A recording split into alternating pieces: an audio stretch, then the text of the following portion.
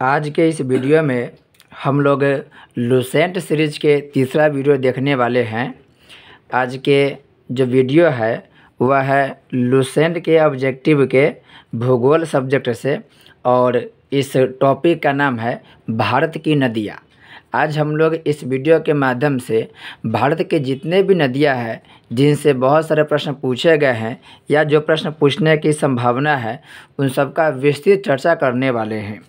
यह वीडियो लंबा होने वाला है क्योंकि इस वीडियो में प्रश्नों की संख्या ठीक ठाक है, लगभग 140-50 के आसपास है, तो यह वीडियो थोड़ा सा लंबा बनने वाला है। हम लोग सभी ऑप्शन के भी जो आवश्यकता होगा, हम लोग सभी ऑप्शन के जिनकी आवश्यकता होगा उन सब की चर्चा करेंगे, और जहां पर कोई ट्रिक की आवश्यकता होगा तो ट्रिक के माध्यम से भी उस प्रश्न को बताया जाएगा। तो चलिए शुरू करते हैं इस वीडियो को। यहाँ पर दिया पहला प्रश्न, हिमालय पार की नदियाँ है। हिमालय पार की नदियाँ है। आपको एक और बात बताना चाह रहे हैं कि आप लोग वीडियो के देखने से पहले एक मैप जरूर रखें, या अपने पास एक जो भी मैप हो, चाहे एटलस हो, उस मैप में भारत के जो नदियों का मैप है या जो भी आपके पास कोई मैप है, पॉलिटिकल हो चाहे फिजिकल हो, वो अपने पास रखें। क्योंकि आज के वीडियो में हम लोग मैप के द्वारा बहुत सारी नदियों के बारे में चर्चा करेंगे। वो नदियाँ कहाँ से गुजरती है, उसका उद्गम कहाँ है, उसका मुहाना कहाँ है, और इसके साथ साथ उस नदियों से संबंधित कुछ अन्य क्या बातें हो सकती है, उन सब की भी चर्चा करेंगे। तो पहला प्रश्न है, हिमालय पार की नदियाँ है। हिमालय पार नदियाँ के मतलब है जो नदी हिमालय के उस पार है। जैसे आप लोग पढ़े होंगे कि हमारे उत्तर में हिमालय पर्वत है, तो ये मान लेते हैं कि हिमालय पर्वत है। अब इस हिमालय पर्वत के भी उधर यानी इस तरफ से जो नदियाँ निकलती है, वो नदियों के नाम कौन कौन हैं और कौन कौन नदियाँ हिमालय के उस पार से निकल करके भारत में आती है, ये भारत के अगल बगल के क्षेत्रों में जाती है। तो हिमालय के पार मुख्यतः 3 नदी है। एक नदी के नाम है सिंधु नदी, सिंधु नदी, एक है सतलज नदी और एक है ब्रह्मपुत्र नदी। आपको मैप के सहायता से दिखा रहे हैं, उससे आसानी होगा। जैसे आप देख सकते हैं कि यह भारत के मैप है। आपको यह मैप लेना होगा। अगर इस मैप को आप ले लेते हैं तो 1 या 2 रुपये मैप मिलेगा, लेकिन इसके माध्यम से आप बहुत सारे प्रश्नों को बड़े आसानी के साथ सॉल्व कर लेंगे। तो आप यहाँ पर देख सकते हैं कि लद्दाख के इलाका हो गया, ये जम्मू कश्मीर के इलाका हो गया, और इसके इधर लंबा चौड़ा जो क्षेत्र है, इस पूरा इलाके में हिमालय पर्वत का विस्तार है। यहाँ पर आपको यहाँ से यहाँ तक आप देखेंगे तो ये पूरा नेपाल है, सिक्किम है, भूटान वगैरह सभी क्षेत्र में आपको हिमालय पर्वत मिलेगा। ये जो देख रहे हैं आप, ये हिमालय पर्वत का विस्तार है, हिमालय पर्वत। अब इस हिमालय पर्वत के उधर के तरफ से कुछ नदियाँ निकलती है। जैसे यहाँ पर तिब्बत के क्षेत्र से, इस इलाके से एक नदी निकलती है, और ये नदी भारत के लद्दाख क्षेत्र से होते हुए फिर पाकिस्तान में चली जाती है। यहाँ पर पाकिस्तान में चली जाती है। ये हिमालय के उस पार की नदी है, और इस नदी का नाम है सिंधु नदी। सिंधु नदी के जस्ट बगल से ही एक नदी निकलती है जो मानसरोवर झील के पास चेमा योंगडोंग ग्लेशियर से निकलती है, और यह नदी तिब्बत से होते हुए आगे जा कर के अरुणाचल प्रदेश से होते हुए, असम से होते हुए ये नदी अरब सागर में बंगाल की खाड़ी में चली आती है। तो ये भी नदी देख रहे हैं हिमालय के उस पार से है। और सिंधु के जस्ट नीचे ही एक और नदी मिलेगा आपको, जो आगे जा कर के सिंधु नदी मिल जाती है। ये जो नदी है ये सतलज नदी है। ये जो नदी देख रहे हैं ये सतलज नदी हो गया। तो आप देख सकते हैं कि सिंधु हो गया, यहाँ पर ये जो नदी है ब्रह्मपुत्र नदी हो गया, ये जो नदी है ये सतलज नदी हो गया। ये सभी नदियों का जो उद्गम स्थान है वो हिमालय के उस पार से है। हिमालय के उस पार से तात्पर्य है ये जो नदी है, ये सभी नदियों का उद्गम स्थान तिब्बत या चीन से है। ये सभी नदी तिब्बत या चीन से निकलती है, और यह नदी कहीं न कहीं हिमालय पर्वत से भी पुरानी नदी है, हिमालय के उस पार है, और साथ ही साथ ये सभी नदी हिमालय से भी पुरानी नदी है। तो यहाँ पर आप देख सकते हैं गंगा तो भारत से होकर बहती है उत्तराखंड में, तो यहाँ पर गंगा वाला ऑप्शन तो होगा ही नहीं। यहाँ पर देख सकते तीनों में गंगा ऑप्शन दिया है। बी नाम का जो ऑप्शन है उसमें ब्रह्मपुत्र दिया है, सिंधु दिया, सतलज दिया है। जैसा कि आपको मैप में बताए हैं, तो ये सभी नदी हिमालय पार की नदी है और इसके साथ साथ ये जितने भी नदी है ये सभी हिमालय से भी पुरानी नदी है। नेक्स्ट प्रश्न है, निम्नलिखित में से नदियों की लंबाई का सही अवरोही क्रम कौन सा है? एक होता है आरोही क्रम, बढ़ते क्रम, एक होता है अवरोही यानी कि घटते क्रम। तो घटते क्रम में दिखाना है कि कौन सी नदी की लंबाई सबसे ज़्यादा है, फिर उससे कम, फिर उससे कम। तो ब्रह्मपुत्र नदी की लंबाई 2900 किलोमीटर है, या कहीं कहीं पे 2929 देता है। गंगा नदी की लंबाई क्या है, तो गंगा नदी की लंबाई 2525 किलोमीटर है। गोदावरी की बात करें तो गोदावरी की लंबाई 1465 किलोमीटर है, 1465। और बात करें नर्मदा नदी की, तो नर्मदा नदी की लंबाई आपको मिल जाएगा 1312 किलोमीटर, 1312 किलोमीटर। तो आप देखिए पहला ही ऑप्शन में है ये जो ब्रह्मपुत्र नदी है, ब्रह्मपुत्र नदी की लंबाई 2900 किलोमीटर, गंगा की लंबाई 2525, गोदावरी की लंबाई 1465 किलोमीटर और नर्मदा की लंबाई 1312 किलोमीटर है। इस तरह से इसका आंसर ये हो जाएगा। ब्रह्मपुत्र सबसे लंबी नदी है। हालांकि भारत की सबसे लंबी नदी की बात करें तो भारत की सबसे लंबी नदी गंगा नदी होगा, क्योंकि ब्रह्मपुत्र नदी तिब्बत में बहती है और बांग्लादेश में बहती है, जबकि गंगा की टोटल लंबाई भारत में 2525 किलोमीटर है। जबकि बात करें ब्रह्मपुत्र नदी की, तो ब्रह्मपुत्र नदी के टोटल लंबाई, ब्रह्मपुत्र नदी के जो टोटल लंबाई है वो 2900 किलोमीटर है, लेकिन भारत में इसका बहाव क्षेत्र कम है। नेक्स्ट है, भारत की सबसे लंबी नदी कौन सी है? तो भारत की सबसे लंबी नदी यही पता है, गंगा नदी होगा।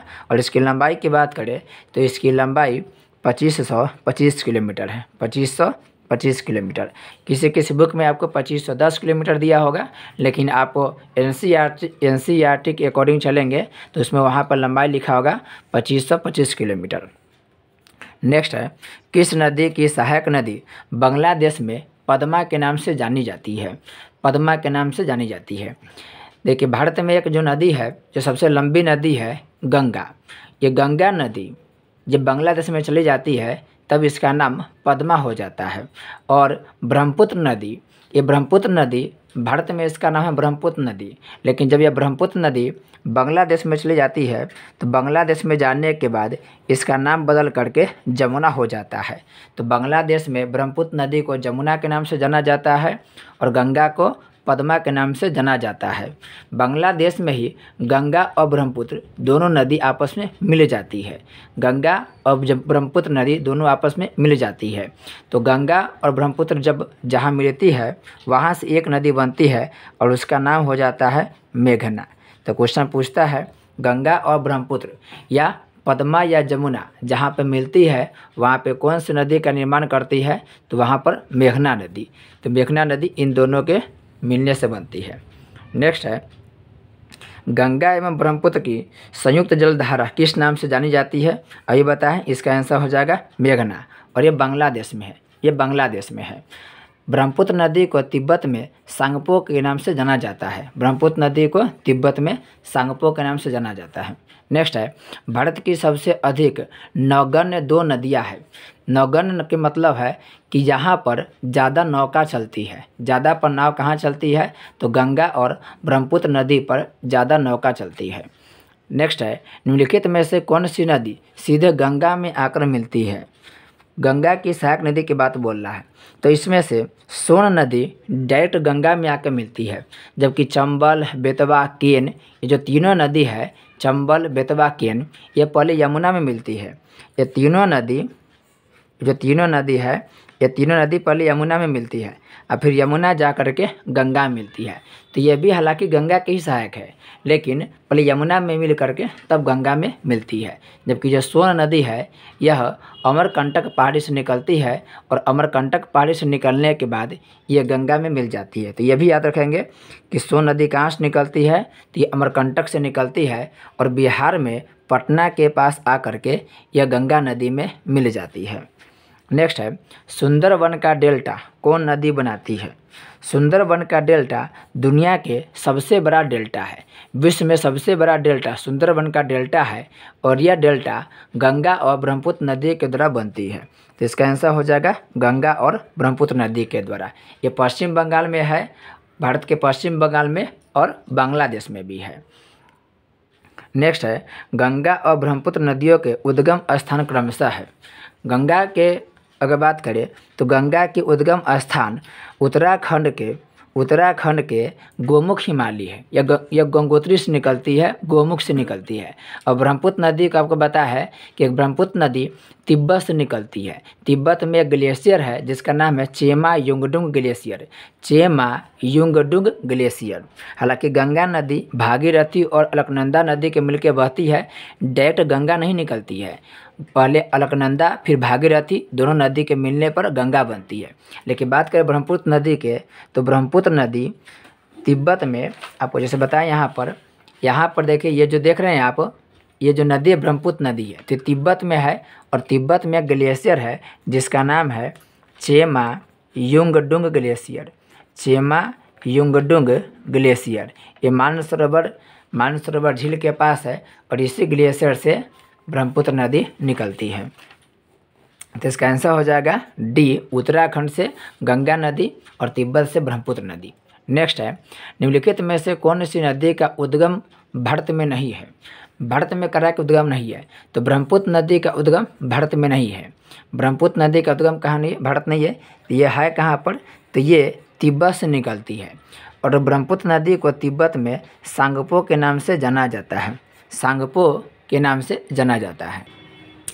बात करें कावेरी नदी के तो ये कावेरी नदी ब्रह्मगिरी पहाड़ी से निकलती है। याद रखेंगे, ये जो कावेरी नदी है ये ब्रह्मगिरी पहाड़ी से निकलती है, ब्रह्मगिरी पहाड़ी से। और जो नर्मदा नदी है ये अमरकंटक पहाड़ी से निकलती है। नेक्स्ट है तिब्बत में बहने वाली सांगपो निम्नलिखित में से किससे होकर भारत में प्रवेश करती है।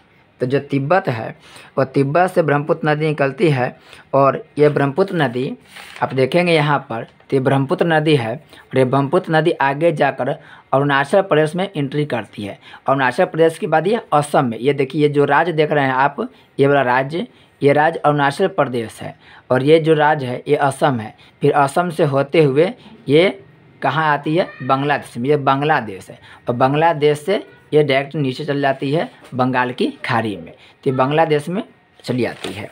तो यहाँ पे इसका आंसर हो जाएगा अरुणाचल प्रदेश। ब्रह्मपुत्र नदी पहले तिब्बत में उसका नाम सांगपो है, फिर यह भारत के अरुणाचल प्रदेश में प्रवेश करती है, अरुणाचल प्रदेश से असम में, फिर असम से यह बांग्लादेश में और बांग्लादेश में इसका नाम क्या हो जाएगा, जमुना हो जाएगा और फिर यह बंगाल की खाड़ी में मिल जाती है। नेक्स्ट है निम्नलिखित में से कौन सी नदी नामचा बरवा में यू टर्न लेती है और भारत में प्रवेश करती है। इसका भी आंसर ब्रह्मपुत्र ही होगा, क्योंकि यहाँ पर आपको जो ब्रह्मपुत्र नदी दिखा है यहीं पर एक पर्वत है जिसका नाम है नामचा बरवा और ये आगे जा कर के देखिए, ये नामचा बरवा है और यहीं पर ये क्या होती है, फिर घूम आती है। ये आगे तो बढ़ती रहती है लेकिन फिर यहाँ नामचा बरवा पर्वत है, इसे यहाँ पर ये घूम आती है, यू टर्न ले लेती है और फिर यू टर्न ले करके ये इंडिया में प्रवेश कर जाती है। तो इसका राइट आंसर हो जाएगा ब्रह्मपुत्र नदी।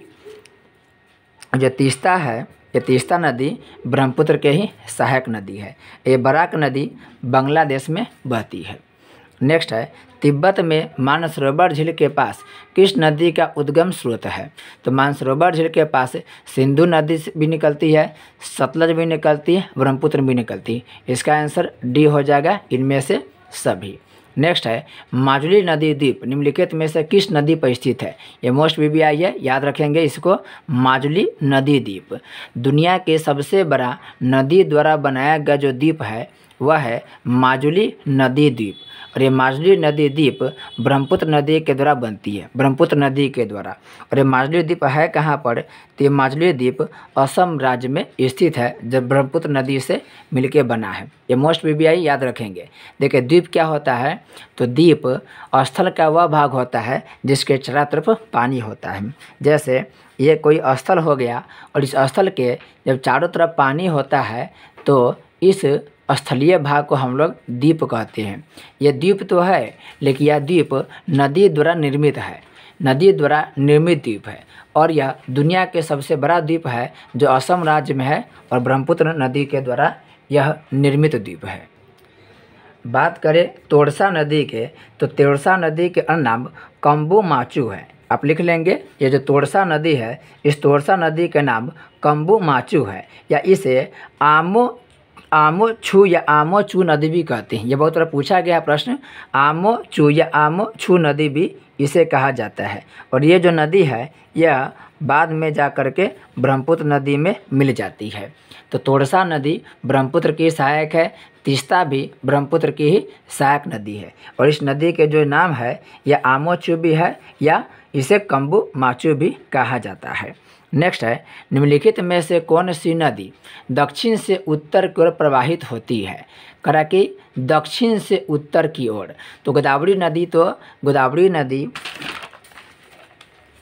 नदी तो महाराष्ट्र के इस पश्चिमी घाट से ऐसे निकलती है, बाद में चल जाती है यह बंगाल की खाड़ी में, तो ये तो पश्चिम से पूरब की ओर बहती है। फिर कावेरी नदी भी यहाँ से ऐसे चली जाती है बंगाल की खाड़ी में, ये पश्चिम से पूरब की ओर बहती है।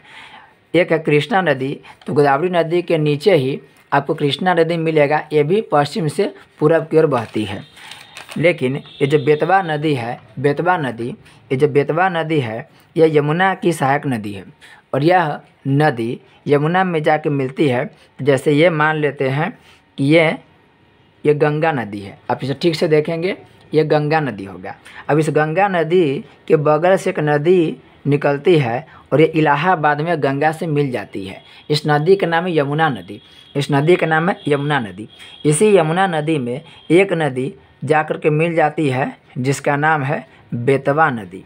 तो ये बेतवा जो नदी है, ये बेतवा नदी यमुना की सहायक है और यह आप देख रहे हैं कि यह दक्षिण से कहाँ जा रही है? उत्तर की ओर। ये नीचे से आ रही है, नीचे आने का मतलब है ये दक्षिण से कहाँ जा रही है? उत्तर की ओर जा रही है। तो इसका राइट आंसर हो जाएगा बेतवा नदी।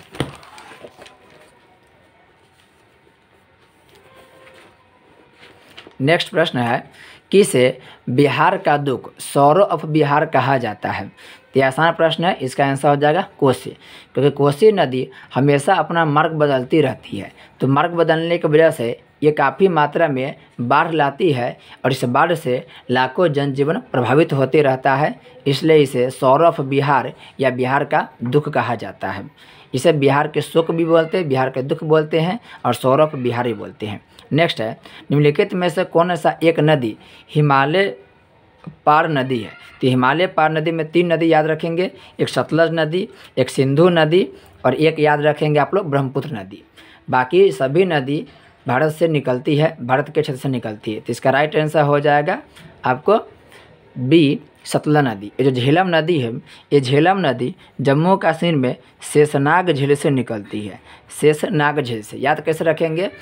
जो नाग है वो नाग के जहर को झेल नहीं पाया, नाग के जहर को झेल नहीं पाया और वह व्यक्ति मर गया, तो शेषनाग झील से झेलम नदी निकलती है और यह जाकर के बाद में सतलज नदी से मिल जाती है। ये रावी नदी भी लास्ट में जाकर सतलज से ही मिल जाती है।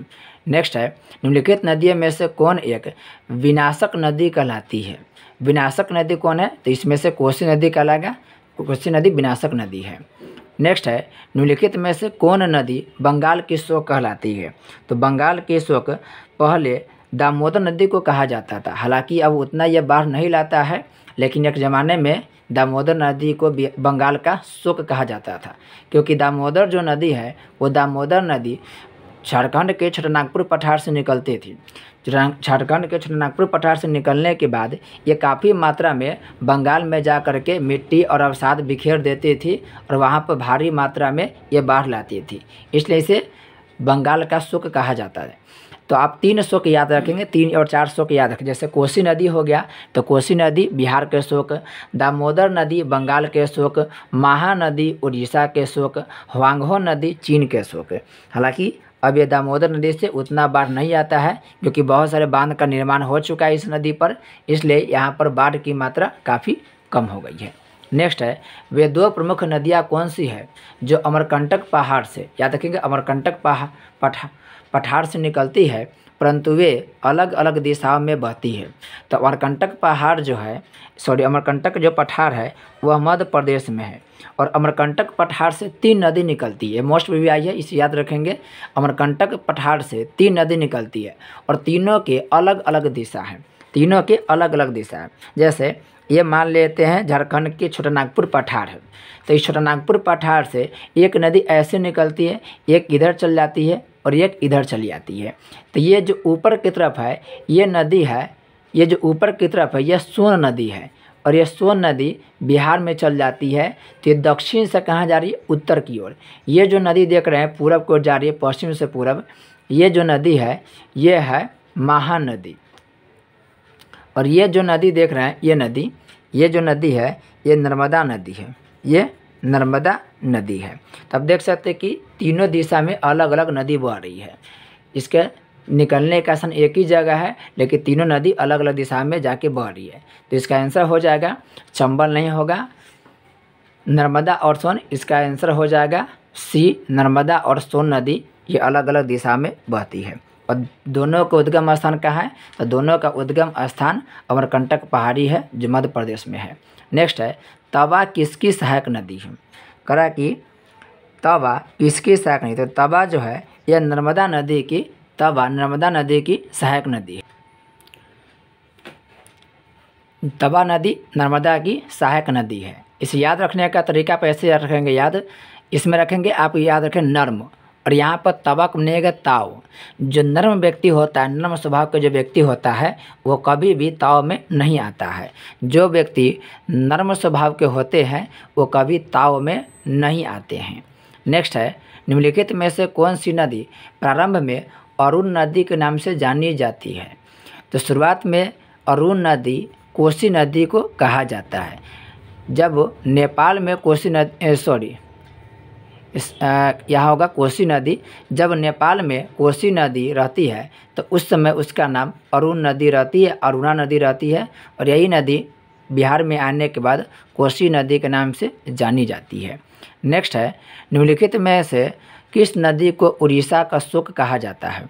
तो उड़ीसा का शोक आपको बताए थे महानदी को कहा जाता है। ये जो महानदी है यह महानदी को उड़ीसा का शोक कहा जाता है। महानदी कहाँ है, तो महानदी उड़ीसा में है और इसी पर विश्व के सबसे लंबा बांध बना है। आप नाम सुने होंगे एक है हीराकुड बांध, हीराकुड बांध। ये जो हीराकुड बांध है ये महानदी पर है और इसकी लंबाई 4801 मीटर है।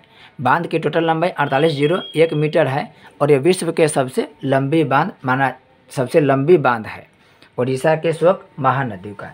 इसके साथ साथ बात करें ब्राह्मणी नदी के, तो ब्राह्मणी नदी भी उड़ीसा में है, उड़ीसा में ही ब्राह्मणी नदी। और इस ब्राह्मणी नदी को दक्षिण की कोयल कहा जाता है। ये जो वैतरणी नदी है यह वैतरणी नदी भी उड़ीसा में है और इस वैतरणी नदी को नरक लोक की नदी कहा जाता है। नरक लोक की नदी वैतरणी नदी को कहा जाता है। नेक्स्ट है, इंदौर के समीप स्थित जनापाव पहाड़ी स्रोत है। जनापाव पहाड़ी स्रोत है, तो जो इंदौर है यह मध्य प्रदेश में है और मध्य प्रदेश के इंदौर में जो जनापाव की पहाड़ी है वहाँ से चंबल नदी निकलती है। तो चंबल नदी जनापाव पहाड़ी से निकलती है। इस याद कैसे रखेंगे, आप याद ऐसे रखेंगे, चंबल को बनिएगा कंबल, चंबल को बनिएगा कंबल, और कंबल में क्या रखना है, पाँव रखना है, कंबल में पाँव रखना है। आप ये कहावत सुनते होंगे कि उतना ही आप लोग सुनते हैं कि जितना लंबी चादर होना चाहिए उतना ही पाँव फैलाना चाहिए। तो उसी से याद रखेंगे कंबल, और कंबल में पाँव उतना ही रखना चाहिए जितना कि कंबल के साइज हो। इस तरीके से आप इसे याद रख सकते हैं। ये जो माही नदी है, ये माही नदी से एक बात याद रखिएगा कि जो माही नदी है यह कर्क रेखा को 2 बार काटती है। कर्क रेखा को 2 बार काटने वाली नदी कौन है, तो ये माही नदी है। नेक्स्ट है, भारत की लवण नदी के नाम से जानी जाती है। लवण नदी यानी कि नमकीन नदी, जिसके पानी क्या हो, खारा हो। तो इसमें से जो लूनी नदी है, लूनी नदी, यह लवणीय नदी मानी जाती है क्योंकि यह नदी भारत के राजस्थान से बहती है और राजस्थान में बालू है और कहीं न कहीं वहाँ पर वहाँ पर मीठे पानी का स्रोत की कमी है, इसलिए इसकी नदियाँ नदी के पानी खारा हो जाती है। नेक्स्ट है, कौन सी नदी भेड़ाघाट के समीप कपिलधारा जलप्रपात का निर्माण करती है? भेड़ाघाट के समीप, ये बात करें भेड़ाघाट के तो भेड़ाघाट मध्य प्रदेश में है और भेड़ाघाट के समीप कपिलधारा जलप्रपात, ये भी याद रखेंगे आप, कपिलधारा जलप्रपात ये नर्मदा नदी के द्वारा निर्मित होती है। तो क्वेश्चन पूछ लेगा उल्टा कि बताइए नर्मदा नदी के द्वारा कौन सा जलप्रपात बनता है? तो यह कपिलधारा जलप्रपात बहती है। और नर्मदा नदी और ताप्ती नदी, ये दोनों नदी, नर्मदा और ताप्ती, ये दोनों नदी भ्रंश घाटी से होकर बहती है। भ्रंश घाटी क्या होता है आगे के आपको जैसे ही इसके बारे में चर्चा होगा उसमें बता देगा डिटेल से, बस याद रखिए नर्मदा और ताप्ती नदी भ्रंश घाटी से होकर के बहती है। नेक्स्ट है निम्नलिखित में से कौन सी नदी ज्वार नदमुख का निर्माण करती है? ज्वार नदमुख को ही बोलते हैं इंग्लिश में एक्सचुअरी, ज्वार नदमुख को बोलते हैं एक्सचुअरी। इसका राइट आंसर हो जाएगा नर्मदा नदी। और आपको दो बात जानना है, एक है डेल्टा और एक होता है एक्सचुअरी। एक्सचुअरी मतलब ज्वार नदमुख, एक्सचुअरी को हिंदी में बोलते हैं ज्वार नदमुख। अब डिटेल्स इसके बारे में समझिए। जैसे मान लेते हैं कि यहाँ से कोई एक नदी निकली, यहाँ से कोई नदी निकली। अब ये नदी क्या करेगी, जो अपने साथ बहुत सारे अवसाद को लेके आएगी। अवसाद यानी कि बालू, मिट्टी जो भी है ये अपने साथ लेके आएगी, चाहे बालू हो गया चाहे मिट्टी हो गया। तो कभी कभी क्या होता है, कोई नदी अपने साथ लाए गए अवसाद को समुद्र में मिलने से पहले चारों तरफ फैला देगी। चारों तरफ क्या होगी, फैला देगी। और इसके फैलाने के बाद ये नदी अलग अलग शाखाएं बट करके ये फिर समुद्र में जा कर के मिल जाएगी। अब इसके द्वारा लाए गए अवसाद से जो ये मैदानी क्षेत्र का विकास हुआ है उसी को हम बोल देते हैं डेल्टा। उसी को हम क्या बोलते हैं, डेल्टा बोलते हैं। यानी नदियाँ अपने अवसाद को जब समुद्र में मिलने से पहले फैला देती है तो जो मैदान का निर्माण होता है उसे हम डेल्टा बोलते हैं। लेकिन यह तब होता है जब ढाल क्या हो, स्लोप हो। ढाल क्या हो, स्लोप हो। ढाल स्लोप होने के मतलब जैसे कि पेंसिल देखिए तो ये धीरे धीरे क्या होगा, गिरेगा। ये जो ढाल देख रहे हैं स्लोप है ये धीरे धीरे गिरेगा। लेकिन इसको हम ऐसे कर देंगे तो देखिए बहुत तेज़ी से नीचे कोई भी चीज़ गिर जाएगी, बहुत जल्दी से नीचे से गिर जाएगी। ये ढाल तीखा हो गया और ऐसे थोड़ा सा टेढ़ा किया है तो ये स्लोप ढाल है, स्लोप ढाल है।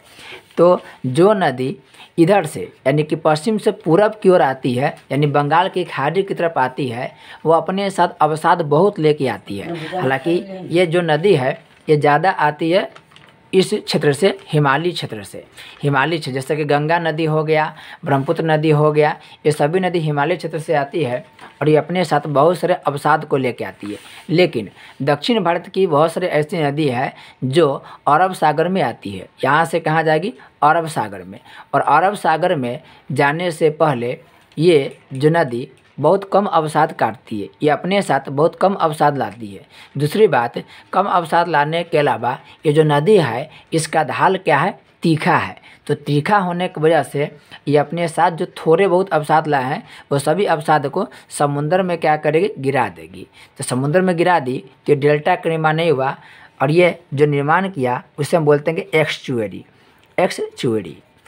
जबकि यहाँ पर अपने साथ अवसाद को जो लेके आती है और उसे फैला दिया तो डेल्टा बनेगा। जबकि जो नदी अपने अवसाद को समुद्र में गिरा देगी वो क्या होगी, एक्सचुअरी बनाएगी। वो डेल्टा ना बना के क्या बनाएगी, एक्सचुअरी बनाएगी। इसे याद रखेंगे। भारत में दो नदी के नाम याद रखेंगे, एक के नाम है नर्मदा नदी और एक के नाम है ताप्ती नदी। तो नर्मदा और ताप्ती ये दो नदी डेल्टा के बजाय एक्सचुअरी बनाती है। जबकि अधिकांश नदियाँ जो बंगाल की खाड़ी में इधर की तरफ गिरती है वो क्या बनाती है, वो डेल्टा का निर्माण करती है। नेक्स्ट है, प्रायद्वीपीय भारत की निम्न नदियों में कौन शेष तीन से विशिष्ट रूप से भिन्न है? कहा कि शेष तीन से कौन विशिष्ट भिन्न है, तो इसका आंसर हो जाएगा नर्मदा नदी। नर्मदा नदी इसलिए भिन्न हो जाएगा क्योंकि नर्मदा नदी अरब सागर में गिरती है, अरब सागर में गिरती है। बाकी की जो नदी है वो सभी नदी बंगाल की खाड़ी में गिरती है और ये नर्मदा नदी अरब सागर में गिरती है। ये पूरब से पश्चिम की ओर बहती है, जबकि ये तीनों नदी पश्चिम से पूरब की ओर बहती है और बंगाल की खाड़ी में गिरती है। ये तीनों डेल्टा बनाती है, ये एक्सचुअरी बनाती है। तो ये तीनों से क्या है, भिन्न है। नेक्स्ट है, निम्नलिखित में से कौन सी नदी एक्सचुरी नहीं बनाती है। तो एक्सचुरी नहीं बनाती, इसका मतलब डेल्टा बनाती होगी। तो डेल्टा नर्मदा नदी नहीं बनाती है, न ताप्ती बनाती है, न मांडवी बनाती है। महानदी डेल्टा का निर्माण करती है। उड़ीसा में महानदी का विस्तार है और ये डेल्टा का निर्माण करती है। नेक्स्ट है, निम्नलिखित में भारत की निम्न नदियों में से कौन सी डेल्टा नहीं बनाती है। तो नर्मदा नदी, ताप्ती नदी, मांडवी नदी ये डेल्टा न बना के एक्सचुरी बनाती है, जबकि ये सभी नदी डेल्टा का निर्माण करती है। नेक्स्ट है, क्षिप्रा नदी निम्नलिखित में से किसकी सहायक नदी है। ये क्षिप्रा नदी है, ये चंबल की सहायक नदी है, चंबल की सहायक नदी है। नेक्स्ट है, निम्नलिखित में से कौन सी नदी अमरकंटक के पठार से नहीं निकलती है। तो अमरकंटक पठार से 3 नदी निकलती है। एक नदी हो गया नर्मदा नदी, एक हो गया सोन नदी और एक हो गया तवा नदी। लेकिन गोदावरी नदी अमरकंटक पहाड़ से नहीं निकलती है। जो गोदावरी नदी है ये पश्चिमी घाट से निकलती है और पश्चिमी घाट में एक जगह है त्रंबकम, और त्रंबकम क्षेत्र से ये गोदावरी नदी निकलती है। नेक्स्ट है, महानदी नर्मदा और सोन नदी कहाँ से निकलती है। तो महानदी, नर्मदा और सोन नदी आपको बताए थे ये तीनों अमरकंटक से निकलती है। अमरकंटक कहाँ है, तो अमरकंटक मध्य प्रदेश के क्षेत्र में स्थित है। नेक्स्ट है, निम्नलिखित नदी युग्म में से कौन ज्वार नदमुख का निर्माण करती है। ज्वार नदमुख का मतलब है एक्सचुरी का निर्माण कौन करती है। तो एक्सचुरी का निर्माण नर्मदा और ताप्ती नदी करती है, नर्मदा और ताप्ती नदी। नेक्स्ट है, निम्नलिखित में से कौन सी नदी भ्रंश घाटी से होकर बहती है। तो भ्रंश घाटी से नर्मदा नदी बहती है। नर्मदा के अलावा ताप्ती नदी भी भ्रंश घाटी से बहती है। भ्रंश घाटी का मतलब हो गया 2 पर्वत के बीच का स्थान, जैसे कि ये कोई पहाड़ हो गया और ये भी कोई पहाड़ हो गया, और इसी पर्वत के जो श्रृंखला है इसी दोनों के बीच से कोई नदी गुजरेगी तो उसे बोलेंगे भ्रंश नदी घाटी, या इसे बोलेंगे हम रिफ्ट वैली। तो रिफ्ट वैली बोलिए तब या भ्रंश घाटी बोलिए तब, दोनों बात बराबर ही है। नेक्स्ट है, निम्नलिखित में से किस नदी के मुहाने पर डेल्टा नहीं बनता है। तो डेल्टा की बात करके डेल्टा नहीं बनता है।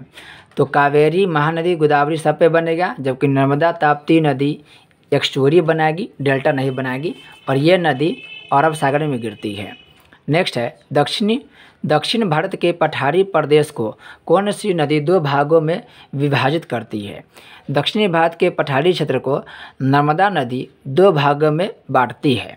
आप भारत के नक्शा को देखेंगे तो ये भारत का नक्शा हो गया, और भारत के नक्शा में ये इधर आप देखेंगे तो इधर मिलेगा आपको विंध्याचल पर्वत, इधर मिलेगा विंध्याचल पर्वत, और नीचे मिलेगा आपको सतपुरा पर्वत, और इसी दोनों के बीच से एक नदी गुजरती है जिसका नाम है, ये जो नदी है इसका नाम हो गया आपको नर्मदा नदी। तो विंध्याचल और सतपुरा के बीच ये दो पहाड़ियों के बीच से ये नदी गुजरती है, और कहीं न कहीं ये जो नदी है वो दक्षिणी पठारी भाग को 2 भागों में बांट देती है। नेक्स्ट है, दक्षिण भारत की नदियों में सबसे लंबी नदी कौन है। सबसे लंबी नदी दक्षिण भारत में गोदावरी नदी है, और इसकी लंबाई 1465 किलोमीटर है, 1465 किलोमीटर। बात करें कृष्णा के, तो कृष्णा की लंबाई लगभग 1400 किलोमीटर है। कावेरी की बात करें तो लगभग 760 किलोमीटर है, और नर्मदा की बात करें तो 1312 किलोमीटर है, और गोदावरी की लंबाई हो गया, एक गोदावरी की लंबाई होगा 1465 किलोमीटर। नेक्स्ट है, निम्नलिखित में से किस नदी को वृद्ध गंगा के नाम से जाना जाता है। वृद्ध गंगा पूछे तब या दक्षिण भारत की गंगा पूछे तब, ये दोनों का आंसर हो जाएगा गोदावरी नदी। गोदावरी नदी को वृद्ध गंगा के नाम से जाना जाता है, जबकि ये जो कावेरी नदी है इस कावेरी नदी को दक्षिण भारत की गंगा कहा जाता है। ये जो कावेरी नदी है इसे दक्षिण भारत की गंगा कहा जाता है, जबकि इसे दक्षिणी गंगा या वृद्ध गंगा के नाम से जाना जाता है। ये बात याद रखेंगे, इसे दक्षिण भारत की गंगा कहा जाता है, दक्षिण भारत की या दक्षिणी भारत की गंगा, और इसे दक्षिणी गंगा कहा जाता है। नेक्स्ट है, गोदावरी नदी का उद्गम स्थल है। जो गोदावरी नदी है इसका उद्गम स्थल त्रंबक गाँव है। त्रंबक पहाड़ी भी बोल सकते हैं, या महाराष्ट्र के नासिक क्षेत्र से ये निकलती है, पश्चिमी घाट से निकलती है। जहाँ जनापाव पहाड़ी हम बताए थे आपको, ये जो जनापाव पहाड़ी है इससे चंबल नदी निकलती है, चंबल नदी निकलती है। नेक्स्ट है वेनगंगा तथा पेनगंगा किसकी सहायक नदी है?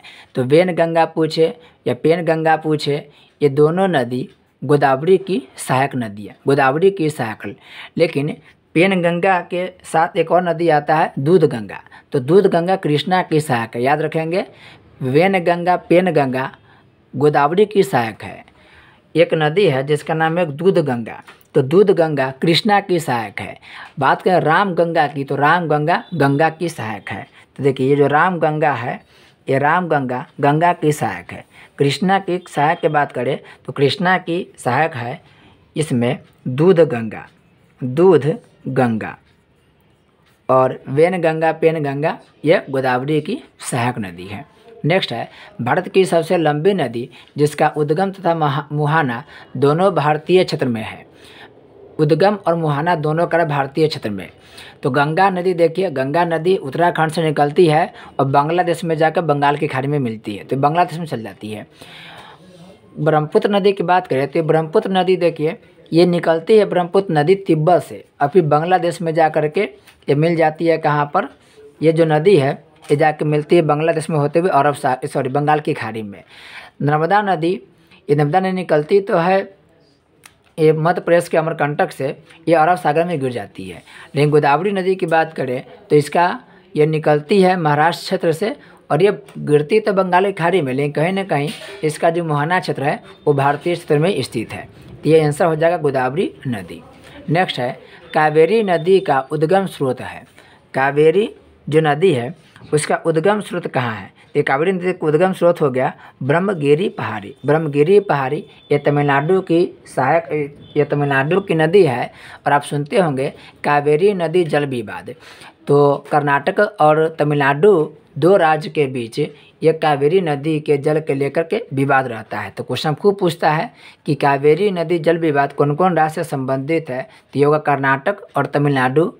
यह कहाँ से निकलती है? तो ब्रह्मगिरी पहाड़ से निकलती है और ये तमिलनाडु की, ये तमिलनाडु के क्या है नदी है। कावेरी नदी गिरती कहाँ है? तो कावेरी नदी बंगाल की खाड़ी में गिरती है, बंगाल की खाड़ी में। नेक्स्ट है कावेरी नदी जल विवाद मुख्यतः कौन दो राज्य से? अभी बताया आपको, कर्नाटक हो जाएगा और तमिलनाडु, कर्नाटक और तमिलनाडु। नेक्स्ट है निम्न में से किस नदी को उसकी पवित्रता के कारण दक्षिण भारत की गंगा कहते हैं? तो दक्षिण भारत की गंगा कावेरी नदी को कहेंगे, कावेरी नदी को, जबकि गोदावरी नदी को दक्षिणी गंगा कहते हैं, दक्षिणी गंगा कहते हैं। नेक्स्ट हो जाएगा कृष्णा नदी का उद्गम स्थल किसके समीप है? तो कृष्णा नदी के उद्गम स्थल महाराष्ट्र के दक्षिणी जो पश्चिमी घाट है उस पश्चिमी घाट के महाबलेश्वर से निकलती है, महाबलेश्वर से कृष्णा नदी निकलती है। नेक्स्ट है पंचगंगा और दूधगंगा किसकी सहायक नदी है? तो देखिए दूधगंगा आपको बताए थे, इसमें एक और गंगा है पंचगंगा। पंचगंगा और दूधगंगा ये कृष्णा की सहायक नदी है, कृष्णा की सहायक नदी है। जबकि आपको बताए थे अभी वेनगंगा और पेनगंगा, वेनगंगा और पेनगंगा गोदावरी की सहायक है, रामगंगा जो है यह गंगा की सहायक नदी है। नेक्स्ट है निम्नलिखित में से कौन सी दो नदियाँ अमरकंटक से उद्गमित है? यानी अमरकंटक पहाड़ी से बहुत तरह बता दिए हैं। ये नर्मदा हो जाएगा, सोन हो जाएगा, नर्मदा सोन महानदी सब अमरकंटक पहाड़ी से निकलती है। नेक्स्ट है दामोदर नदी निकलती है। तो दामोदर नदी छोटा नागपुर के पठारी से निकलती है, छोटा नागपुर पठारी से निकलती है। नेक्स्ट है निम्नलिखित में से कौन भूमि बंधित नदी है? भूमि बंधित नदी का मतलब है ये नदी भूमि में ही विलीन हो जाती है, समुद्र में नहीं मिल पाती है, समुद्र से यह संगम नहीं कर पाती है। यह नदी है राजस्थान की सबसे प्रमुख नदी लूनी नदी। तो लूनी नदी भूमि बंधित नदी है, ये मरुस्थल में ही क्या होती है विलुप्त हो जाती है और ये कभी भी आगे समुद्र में नहीं मिल पाती है। तो लूनी नदी याद रखिएगा, राजस्थान की सबसे प्रमुख नदी कौन है? लूनी नदी है। नेक्स्ट है भारत की सबसे बड़ी वाह नदी है। वाह नदी मतलब सबसे ज़्यादा प्रवाहित नदी कौन है जिसका क्षेत्र सबसे ज़्यादा है? तो इनमें बात करें तो गंगा नदी सबसे बड़ी वाह नदी है, इसकी लंबाई 25 से 25 किलोमीटर है और सबसे लंबी नदी के साथ साथ सबसे ज़्यादा सहायक नदियों के साथ ये सबसे बड़ी नदी द्रोणी बनाती है। तो नदी द्रोणी बहती है, बहुत बड़े इसका प्रवाह क्षेत्र है, इसलिए भारत की सबसे बड़ी वाह नदी कहलाती है।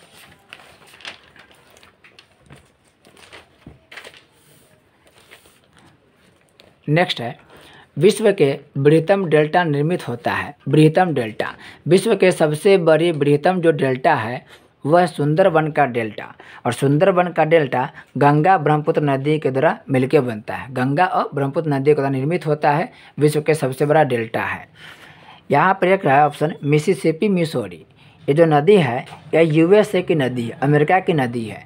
और यहाँ से एक प्रश्न पूछता है कि बताइए पंजाकार डेल्टा कौन नदी बनाती है। तो पंजाकार, पक्षी के जो पंजा होता है तो वो पक्षी के पंजा के आकार के डेल्टा ये मिसिसिपी मिसौरी नदी बनाती है। जैसे पक्षी के देखते होइएगा तो इस प्रकार से आपको पंजा दिखाई देगा, इस प्रकार से।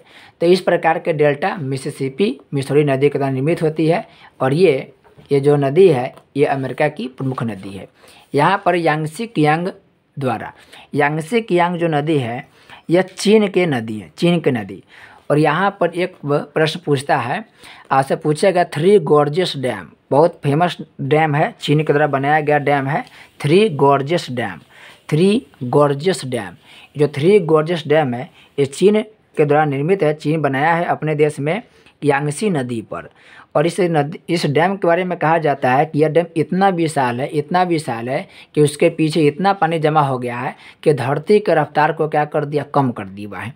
कुछ माइनर सेकेंड कम कर दिया धरती के रफ्तार को। तो बहुत बड़ा और बहुत विशाल यह बांध है थ्री गॉर्जियस डैम। और यह कहाँ पर है, यांगसी नदी पर। वांगहो नदी भी चीन से निकलती है और यह बाद में जाकर के कंबोडिया, वियतनाम के क्षेत्र में बहती है। नेक्स्ट है, बिहार में बहने वाली नदियों में किसका उद्गम अमरकंटक से है। तो अमरकंटक से कौन नदी, सोन नदी, यह गंगा की सहायक नदी है। नेक्स्ट है, मानस किस नदी की उपनदी है। तो मानस कहिए तब, ताप्ती कहिए तब, संकोच कहिए, भरेली, स्वर्णश्री, ये सभी नदी ब्रह्मपुत्र की सहायक नदी, ब्रह्मपुत्र की सहायक नदी है। मानस, संकोच, भरेली, स्वर्णश्री ये सभी ब्रह्मपुत्र की सहायक नदी है। नेक्स्ट है, कौन सी नदी भ्रंश द्रोणी से होकर बहती है। भ्रंश द्रोणी से नर्मदा नदी, ताप्ती नदी, मांडवी नदी सभी भ्रंश द्रोणी से होकर बहती है।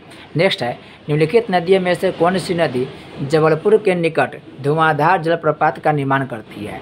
जबलपुर यानी मध्य प्रदेश के निकट धुआंधार जलप्रपात कौन बनाती है, तो वह नर्मदा नदी बनाती है।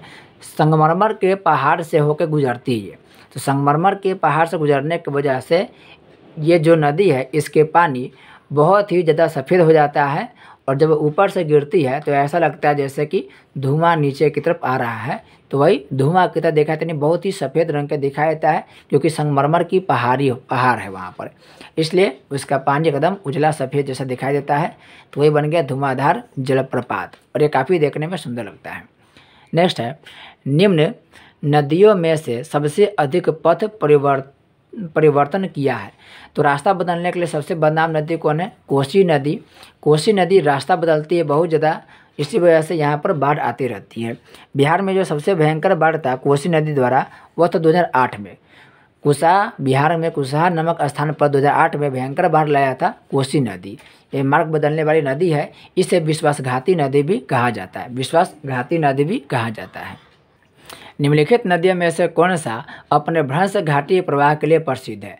तो भ्रंश घाटी से बहने के लिए प्रसिद्ध कौन है, तो ये हो जाएगा इसमें से चंबल नदी। चंबल नदी भ्रंश घाटी से होकर बहती है, जबकि ये जो नदी है समान तरह से बहती है।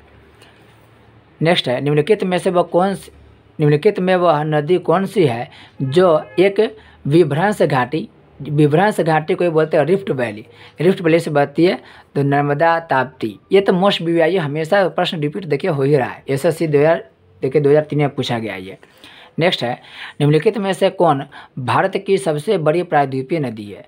तो सबसे बड़ी प्रायद्वीपीय नदी गोदावरी नदी है, इसकी लंबाई 1465 किलोमीटर है। और आपको बताए थे कि पेनगंगा इसकी सहायक नदी है।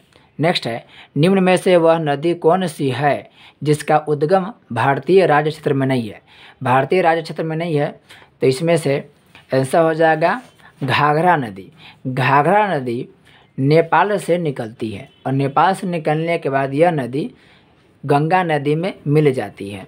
जबकि आप देखेंगे तो गोदावरी नदी महाराष्ट्र से निकलती है, झेलम जम्मू कश्मीर के शेषनाग झील से निकलती है, और रावी नदी हिमाचल प्रदेश से निकलती है। तो ये सभी इंडिया से निकल रही है, जबकि ये नेपाल से निकल रही है। नेक्स्ट है, निम्नलिखित में से वह नदी कौन सी है जिसका उद्गम भारतीय क्षेत्र में नहीं है। तो भारतीय क्षेत्र में ब्रह्मपुत्र नदी नहीं है। ब्रह्मपुत्र नदी तिब्बत से निकलती है, तिब्बत के चेमा युंगडुंग ग्लेशियर से निकलती है। यह चिनाब नदी बरालाचा दर्रा से निकलती है। हिमाचल प्रदेश में एक दर्रा है बरालाचा दर्रा, इसी बरालाचा दर्रा से चिनाब नदी निकलती है, और यह सिंधु नदी में जाकर यह नदी मिल जाती है। यह नदी उड़ीसा में बहती है, और इसी पर दुनिया के सबसे बड़ा बांध है जिसका नाम है हीराकुड बांध। नेक्स्ट है, निम्नलिखित नदियों में से किसका उद्गम भारत में नहीं है। तो भारत में कौन नदी भारत से होकर नहीं निकलती है। तो सतलज नदी भारत से नहीं निकलती है, यह तिब्बत क्षेत्र से निकलती है, बाकी सभी नदी भारत से निकलती है। नेक्स्ट है, और देखिए जो तीनों नदी दिख रहे हैं, रावी, चिनाब, व्यास, ये सभी नदी बाद में सिंधु नदी में जाके मिल जाती है। तो ये कहीं ना कहीं सभी नदी सिंधु की सहायक नदी है। नेक्स्ट है, निम्नलिखित में नर्मदा नदी के संबंध में सभी सही हैं सिवाय, यानी इसमें से 4 में से 3 सही है और 1 गलत है। कौन गलत है, देखिए यह अमरकंटक के निकट से निकलती है, बिल्कुल सही है। नर्मदा नदी अमरकंटक पहाड़ी से निकलती है। नेक्स्ट है, इसके किनारे प्रसिद्ध महाकालेश्वर मंदिर, यही कथन गलत है। महाकालेश्वर जो मंदिर है उज्जैन में फेमस है, बहुत बड़ा मंदिर है उज्जैन के महाकालेश्वर मंदिर। ये जो महाकालेश्वर मंदिर है यह क्षिप्रा नदी या शिप्रा नदी के किनारे है। याद रख लेंगे आप लोग, महाकालेश्वर जो मंदिर है यह शिप्रा नदी के किनारे है, शिप्रा नदी के तट पर है। तो ये गलत हो जाएगा। इसके बारे में दिया और बात कि यह मार्बल रॉक्स के समूह के बीच बहती, बिल्कुल सही बात है। संगमरमर के चट्टानों से होकर गुजरती है, इसलिए तो ये नर्मदा नदी धुआंधार जलप्रपात बनाती है, क्योंकि मार्बल बहुत सफ़ेद होता है और इससे होकर जब बहती है तो इसके पानी और ज़्यादा सफ़ेद हो जाता है, जैसे लगता है कि वह धुआं बह रहा हो। नेक्स्ट है, इस नदी पर प्रसिद्ध सरदार सरोवर बांध, ये भी बिल्कुल सही बात है। सरदार सरोवर बांध कहाँ है, तो नर्मदा नदी पर है। आपसे प्रश्न पूछेगा कि बताइए सरदार सरोवर बांध कहाँ पर है, तो नर्मदा नदी पर। याद रखने का तरीका क्या है, याद रखिएगा आप लोग कैसे, जो सरदार लोग होते हैं वो सरदार लोग नर्म स्वभाव के होते हैं, नर्म स्वभाव के होते हैं सरदार लोग। या आप ऐसे याद रखेंगे, जो सरदार होते हैं, सरदार मतलब जो हमसे बड़े लोग होते हैं, उनके सामने हमारा स्वभाव कैसा होना चाहिए, तो हमारा स्वभाव नर्म होना चाहिए। और सरदार सरोवर बांध के लेकर ही मेघा पाटेकर बहुत बड़ा आंदोलन की थी। नर्मदा नदी पर यह बांध है और इस बांध के लेकर के ही मेघा पाटेकर आंदोलन की थी। नेक्स्ट है, निम्नलिखित में से कौन सी नदी कृष्णा की सहायक नहीं है। कृष्णा की पूछा की सहायक नदी नहीं है, तो तुंगभद्रा है, मालप्रभा है, घाटप्रभा है। लेकिन ये जो अमरावती नदी है, ये अमरावती नदी कृष्णा की सहायक नदी नहीं है।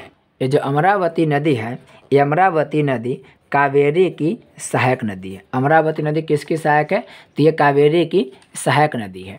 नेक्स्ट है, इनमें से कौन सी नदी कच्छ के रण में समाहित हो जाती है। कच्छ के रण कहाँ है, तो राजस्थान में है, और इसमें लूनी नदी समाहित हो जाती है। लूनी नदी राजस्थान की नदी है और ये कच्छ के रण में विलीन हो जाती है। साबरमती नदी जो है, ये साबरमती नदी इंडिया के सबसे गंदा नदी यानी दूषित नदी है। और बेतवा के बारे में बताए थे आपको, ये बेतवा जो नदी है यह यमुना की यमुना की सहायक नदी है, यमुना की सहायक नदी है। केन, बेतवा, चंबल ये सभी यमुना की सहायक नदी है। नेक्स्ट है, गंगा की सहायक नदियाँ जो नीचे वर्णित है कौन उत्तर की ओर प्रवाहित है, कि उत्तर की ओर कौन बहती है, उत्तर की ओर बहने वाले कौन है, तो कोसी नदी आपको मैप में दिखा दे रहे हैं, इससे आसानी समझ में आ गया। ऑप्शन दिया कोसी नदी। तो देखिए यहाँ पर आप देखेंगे उत्तराखंड है, उत्तराखंड में एक नदी है ये भागीरथी हो गया, ऐसी भागीरथी मिल जाती है अलकनंदा। तो भागीरथी और अलकनंदा के मिलने से बन गई गंगा नदी। फिर गंगा ऐसे बहती आती है, ऐसे बहती आती है। इसको हम और थोड़ा छोटा करके दिखा रहे हैं, आप समझेंगे। यह उत्तर प्रदेश से होते हुए बिहार और बिहार से होते हुए झारखंड के छोटा क्षेत्र और यहाँ पर जब आएगी तो यहाँ पर आने के बाद एक शाखा चलती है बंगाल की खाड़ी में और एक शाखा गंगा के ये आगे हुगली नदी बन जाती है, ये आगे चल जाती है। तो देखिए ये उत्तराखंड में भागीरथी अलकनंदा के मिलने से आई और बन गई गंगा। फिर ये गंगा नदी क्या हुआ, उत्तर प्रदेश में बही, उत्तर प्रदेश से पूरे बहते हुए पूरे बिहार के बीचों बीच झारखंड के छोटा हिस्सा, और फिर बाद में 2 हिस्सा बट गई। एक हिस्सा इधर आ गई पश्चिम बंगाल और एक हिस्सा चली गई कहाँ पर, तो ये चली गई बांग्लादेश में। अब इसी नदी में ऊपर की तरफ से एक नदी आके मिल रही है जिसका नाम है कोसी नदी। तो कोसी नदी देख सकते हैं कि दक्षिण, देखिए उत्तर से दक्षिण की ओर आ रही है। ऊपर के दिशा होता है उत्तर और नीचे दक्षिण। तो देखिए उत्तर से ये नदी कहाँ आ रही है, दक्षिण की तरफ। बिहार की नदी है कोसी नदी, तो उत्तर से आ रही है दक्षिण की तरफ। तो कोसी नदी तो बिल्कुल नहीं होगा। घाघरा करा बी में, घाघरा नदी कहाँ है, तो ये नेपाल से एक नदी ऐसे आ करके यूपी होते हुए ये गंगा में मिलेगी। तो इस नदी ये आके घाघरा में, देखिए ये नदी घाघरा जो नदी है ये भी गंगा में मिल जा रही है। और ये भी देखिए तो उत्तर से दक्षिण की ओर आ रही है, तो ये भी नहीं होगा। फिर है सोन नदी, सोन नदी यह होगा क्योंकि सोन नदी इस इलाके से देखिए छत्तीसगढ़ के इलाके से, इधर से इलाके से होते हुए ये उत्तर की ओर जाएगी और पटना के निकट किससे मिल जाएगी, या गंगा में मिल जाएगी। तो सोन नदी जो है अब देख सकते हैं कि दक्षिण से उत्तर की ओर जा रही है, दक्षिण से उत्तर, और जाके कहाँ पे मिल रही है, गंगा में मिल जा रही है। तो इसका राइट आंसर हो जाएगा सोन। गंडक नदी की बात करें तो गंडक नदी भी देखेंगे तो यह नेपाल से आती है और कहीं ना कहीं पश्चिम, यहाँ पर भारत बिहार के पश्चिम चंपारण है, पश्चिम चंपारण जिले से होते हुए ये भी गंगा नदी में मिल जाती है। तो तीनों बिहार में ही बहती है तीनों नदी। हालांकि ये जो घाघरा नदी है ये यूपी में ही बहती है, ये दोनों नदी बिहार में बहती है और तीनों उत्तर से दक्षिण की ओर आकर के गंगा नदी में मिल जाती है। नेक्स्ट है भारत में डेल्टा बनाने वाली नदी है। भारत में डेल्टा बनाने वाली नदी कौन कौन है, तो डेल्टा बनाने वाली बहुत नदी है। वही नदी डेल्टा बनाएगी जो बंगाल की खाड़ी में जाएगी और कहीं ना कहीं वो अपने साथ ज़्यादा अवसाद लाएगी। तो ज़्यादा अवसाद कौन लाती है, तो हिमालय क्षेत्र से जो नदी निकलेगी, ये हिमालय क्षेत्र है, इस हिमालय क्षेत्र से जो नदी निकलती है, देखिए गंगा नदी बहुत लंबा इसका दूरी है, तो बहुत लंबा दूरी सफ़र तय करने के बाद आएगी तो अपने साथ ये मिट्टी बालू को भी लेती आएगी। और जब ये बहुत दूर सफ़र तय कर लेती है तब नदी के पानी का रफ्तार कम हो जाएगा, और नदी के पानी का रफ्तार जब कम हो जाता है तो ये आसपास समुद्र में मिलने से पहले क्या करेगी, डेल्टा का निर्माण कर देगी। तो जो भी नदी हिमालय क्षेत्र से निकलती है जिसकी लंबाई अच्छा खासा है वही नदी डेल्टा बनाएगी, बाकी नदी डेल्टा नहीं बनाएगी जिसका रफ्तार कम हो, सॉरी जिसके लंबाई क्या हो, कम हो। तो इसका आंसर हो जाएगा, देखिए नर्मदा नदी बिल्कुल डेल्टा नहीं बनाएगी क्योंकि नर्मदा नदी एक्सचोरी बनाती है। तो जैसी नर्मदा नदी यहाँ पर दिया है ये ऑप्शन क्या होगा, गलत हो जाएगा। फिर आपको बताते हैं नर्मदा ताप्ती नदी भी डेल्टा नहीं बनाती, एक्सचोरी बनाती है। तो यहाँ पर दिया ताप्ती नदी, तो ताप्ती नदी भी नहीं होगा क्योंकि ताप्ती नदी एक्सचोरी बनाती है, ज्वार नदबुक बनाती है। यहाँ पर भी नर्मदा ताप्ती दिया है तो ये भी आंसर नहीं होगा। तो राइट आंसर इसका ये हो जाएगा। कावेरी नदी, गंगा नदी, महानदी, ये तीनों नदी बंगाल की खाड़ी में जाके गिरती है और ये तीनों नदी डेल्टा बनाएगी। नर्मदा नदी, ताप्ती नदी, मांडवी नदी, ये सभी नदी एक्सचुअरी बनाती है। तो आप चाहें तो विकल्प को भी ऐसे आप छाट सकते हैं। नर्मदा है तो ये खत्म हो गया, ताप्ती है खत्म हो गया, इसमें दोनों है ये भी खत्म हो गया, तो बच गया ये, इसलिए राइट आंसर हो गया।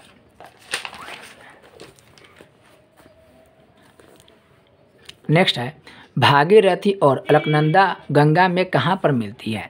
भागीरथी और अलकनंदा नदी ये दोनों नदी के मिल के ही गंगा बनता है और ये दोनों देवप्रयाग में मिलती है और देवप्रयाग में मिलने के बाद ये दोनों नदी गंगा कहलाती है। तो क्वेश्चन पूछेगा कि बताइए गंगा कौन कौन नदी से मिलकर बना है, तो गंगा जो नदी है वो भागीरथी और अलकनंदा दोनों नदी के मिलने से बनता है।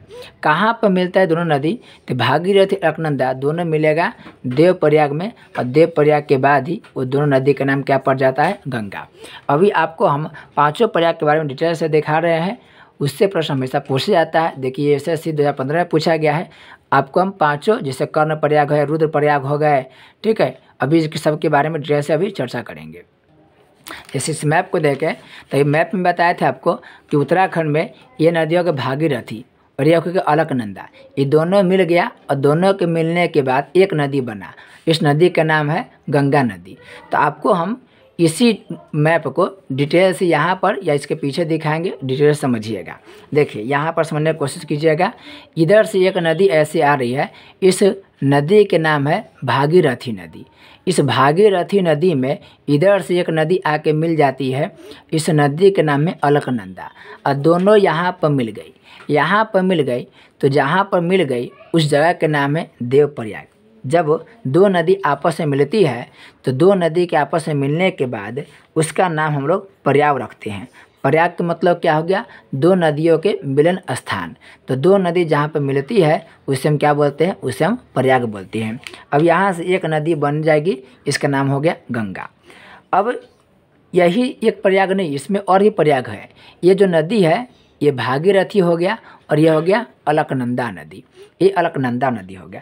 इसमें और भी प्रयाग बनेगा। कौन कौन प्रयाग बनेगा? जैसे अभी देखिए यहाँ पर दिया कर्ण प्रयाग। कौन दिया? कर्ण प्रयाग। यहाँ पर इस अलकनंदा नदी में एक नदी है, एक नदी ऐसे आकर के मिल जाएगी। किसमें? अलकनंदा में। अलकनंदा में आकर के मिल जाएगी। अलकनंदा में कौन? तो ये नदी है पिंडार नदी। पिंडार नदी। और ये पिंडार नदी जब मिल जाती है अलकनंदा में तो यहाँ पर जो प्रयाग बनाएगी उसका नाम हो जाएगा कर्ण प्रयाग। यहाँ पर जो प्रयाग बनाएगा उस प्रयाग का नाम हो जाएगा, देखिए कोई नदी नहीं, इसको हम दर्शा रहे सिर्फ कर्ण प्रयाग। ये कौन प्रयाग हो गया? तो ये कर्ण प्रयाग हो गया। किसके नदी से बनने से? पिंडार नदी और अलकनंदा नदी के मिलने से कौन प्रयाग बना? कर्ण प्रयाग बना। फिर यहीं पर देखिए एक ऐसी नदी आकर के मिल जाएगी किसमें? अलकनंदा में। इस नदी का नाम है धौली गंगा। इस नदी का नाम हो गया धौली गंगा। धौली गंगा। और धौली गंगा किसमें मिल गई? ये यानी कि अलकनंदा नदी में। तो धौली गंगा और अलकनंदा के मिलने से जो प्रयाग बनता है उसे हम बोलते हैं विष्णु प्रयाग। यहाँ पर वी लिख दे रहे हैं, वी पर हो गया विष्णु प्रयाग। विष्णु प्रयाग, ये विष्णु प्रयाग हो गया। फिर नीचे आप देखेंगे तो यहाँ पर आप देखिए यह है भागीरथी और ये अलकनंदा। इस अलकनंदा नदी में एक नदी ऊपर से आकर मिलती है। ये जो नदी है इसका नाम है मंदाकिनी नदी। और मंदाकिनी नदी आगे आकर के मिल रही है किसमें? अलकनंदा में। तो यहाँ पर जब मिल गई तो यहाँ से मिलने के बाद जो प्रयाग बनता है उसका नाम होता है रुद्र प्रयाग। रुद्र प्रयाग। रुद्र प्रयाग। और बाद में भागीरथी अलकनंदा दोनों मिल जाती है तो बन जाता है देव प्रयाग। देव प्रयाग होता है। तो देखिए तीन प्रयाग, चार प्रयाग हो गया। एक विष्णु प्रयाग हो गया, एक हो गया कर्ण प्रयाग हो गया, यहाँ पर कर्ण प्रयाग। एक यहीं पर मिल जाएगा आपको विष्णु प्रयाग, या विष्णु प्रयाग, यहाँ पर होगा रुद्र प्रयाग। ये चार प्रयाग हो गया। बाद में इसी गंगा नदी में यमुना नदी मिल जाएगा इलाहाबाद यानी प्रयागराज के पास, इलाहाबाद के पास। तो वहाँ पर एक प्रयाग बनेगा जिसका नाम होता है प्रयागराज। प्रयागराज नाम हो जाता है। तो ये सभी प्रयाग को याद रखेंगे आप लोग। इस वीडियो को आप ठीक से देखेंगे यहाँ पर, क्योंकि यहाँ पर थोड़ा सा अजीब तरीके से लेकर लेकिन फिर भी समझने की कोशिश करेंगे कि धौली गंगा किससे मिल गई? अलकनंदा में मिल गई धौली गंगा तो नाम होगा विष्णु प्रयाग। पिंडार नदी जब मिल गई तो बन गया कर्ण प्रयाग। मंदाकिनी नदी मिल जाएगी तो बनेगा रुद्र प्रयाग। और भागीरथी अलकनंदा जब मिल जाएगी तो बन जाएगा वहाँ पर देव प्रयाग। और वहीं से नाम पड़ जाएगा उस नदी के गंगा। नेक्स्ट है सुंदरबन डेल्टा का निर्माण करने वाली नदी है। सुंदरबन के डेल्टा का निर्माण गंगा नदी और ब्रह्मपुत्र दोनों करती है। इसका आंसर हो जाएगा ए, गंगा ब्रह्मपुत्र। नेक्स्ट है सिंधु नदी का उद्गम स्थल है। सिंधु नदी का जो उद्गम स्थल है यह है मानसरोवर झील। मानसरोवर झील के निकट एक ग्लेशियर है जिसका नाम बोखरचू ग्लेशियर। बोखरचू ग्लेशियर, अब इसका नाम याद रखेंगे बोखरचू ग्लेशियर। इसी बोखरचू ग्लेशियर से कौन नदी निकलती है? सिंधु नदी निकलती है। और सिंधु नदी पाकिस्तान में जाकर विस्तृत रूप से बहती है। पाकिस्तान के यह प्रमुख नदी बन जाती है। तो सिंधु नदी की लंबाई तो है 2900 किलोमीटर, लेकिन यह भारत में बहुत ही कम बहती है। नेक्स्ट है गोदावरी नदी कहाँ से होकर बहती है? तो गोदावरी नदी महाराष्ट्र हो गया, तेलंगाना हो गया और आंध्र प्रदेश, ये तीनों से बहती है। आंसर हो जाएगा ए, महाराष्ट्र, तेलंगाना और आंध्र प्रदेश से होकर बहती है।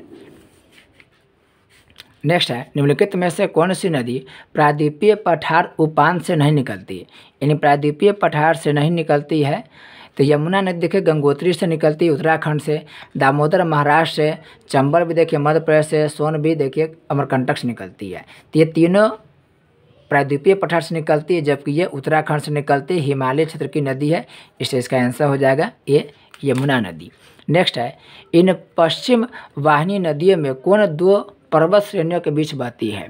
तो पश्चिम को नर्मदा नदी बहती है और यह विंध्याचल सतपुरा दोनों पहाड़ी के बीच से होकर बहती है। इसका आंसर हो जाएगा नर्मदा नदी या विंध्याचल पर्वत और सतपुरा पर्वत दोनों के बीच से बहती है। नेक्स्ट है, भारत में सबसे ऊंची ज्वार भित्ति वाली नदी कौन है, जहाँ पर ज्वार भाटा आते रहता है। तो यह हुगली नदी हो जाएगा।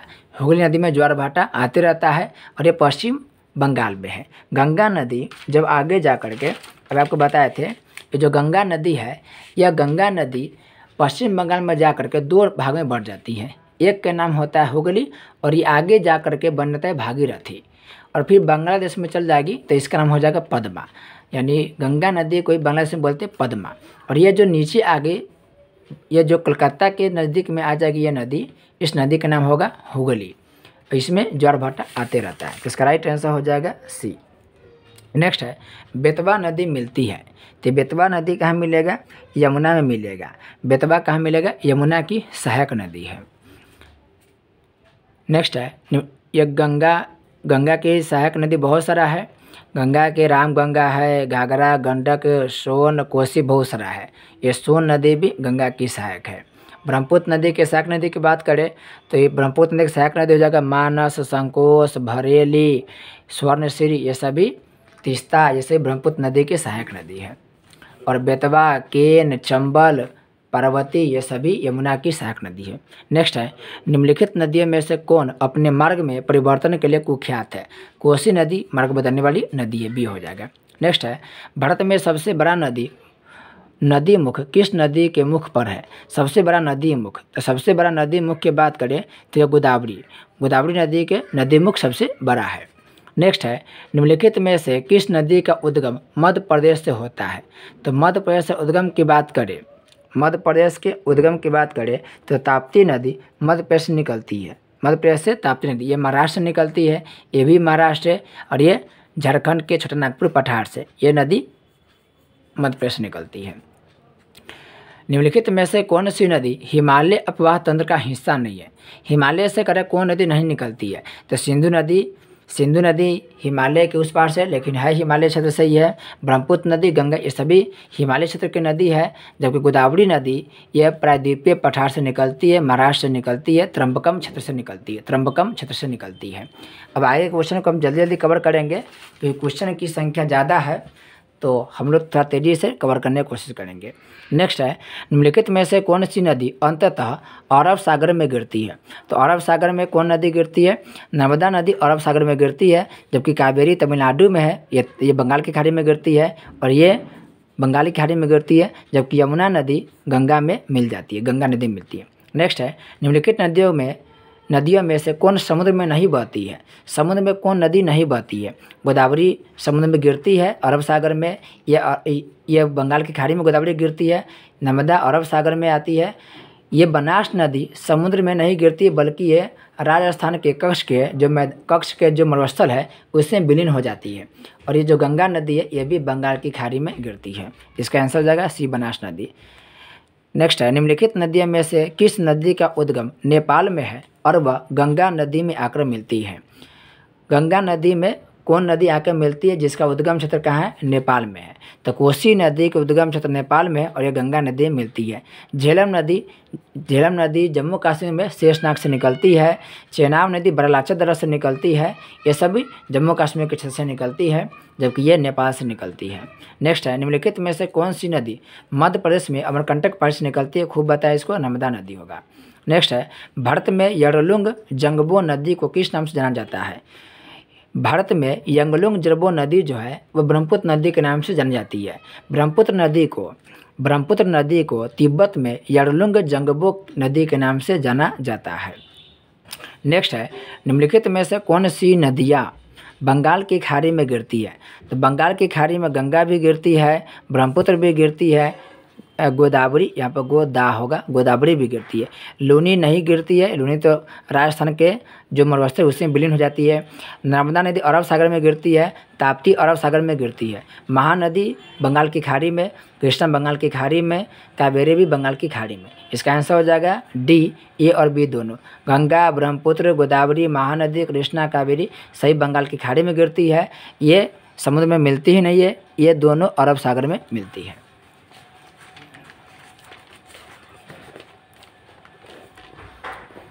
नेक्स्ट है, मूसी नदी निम्नलिखित में से किस नदी की सहायक नदी है? तो मूसी नदी की बात करें तो ये कृष्णा की सहायक होगा। आपको बताए थे पंचगंगा, दूध गंगा, ये भी कृष्णा की ही सहायक नदी है। नेक्स्ट है, भारत की निम्नलिखित नदियों में से किसे जैविक मरुस्थल कहती है? बड़ा इंपॉर्टेंट है जी, याद रखेंगे, इसके पूछने की संभावना है। जैविक मरुस्थल की बात है तो जैविक मरुस्थल दामोदर नदी को कहते हैं। जैविक मरुस्थल इसलिए बोलते हैं क्योंकि ये जो दामोदर नदी है बहुत ज़्यादा प्रदूषित नदी है। इतनी ज़्यादा प्रदूषित है कि इस नदी में रहने वाले जो जीव जंतु है, जो जलीय जीव है, उसका जीवन संकट में पड़ गया, वो बहुत सारे जीव मारे गए हैं। इसी वजह से इसे जैविक मरुस्थल कहा जाता है, इसे आप याद रखेंगे। नेक्स्ट है, गंगा नदी का उद्गम गंगोत्री ग्लेशियर से होता है और यह डैश में जाकर समाप्त हो जाती है। तो गंगा नदी का जो उद्गम होगा वह गंगा नदी का उद्गम क्या है? गंगोत्री ग्लेशियर से होता है और यह कहाँ? बंगाल की खाड़ी में जाकर के मिल जाती है। तो निकलती उत्तराखंड से भागीरथी अलकनंदा नदी के मिलने से बनते गंगा नदी और यह बंगाल की खाड़ी में जाकर के मिल जाती है।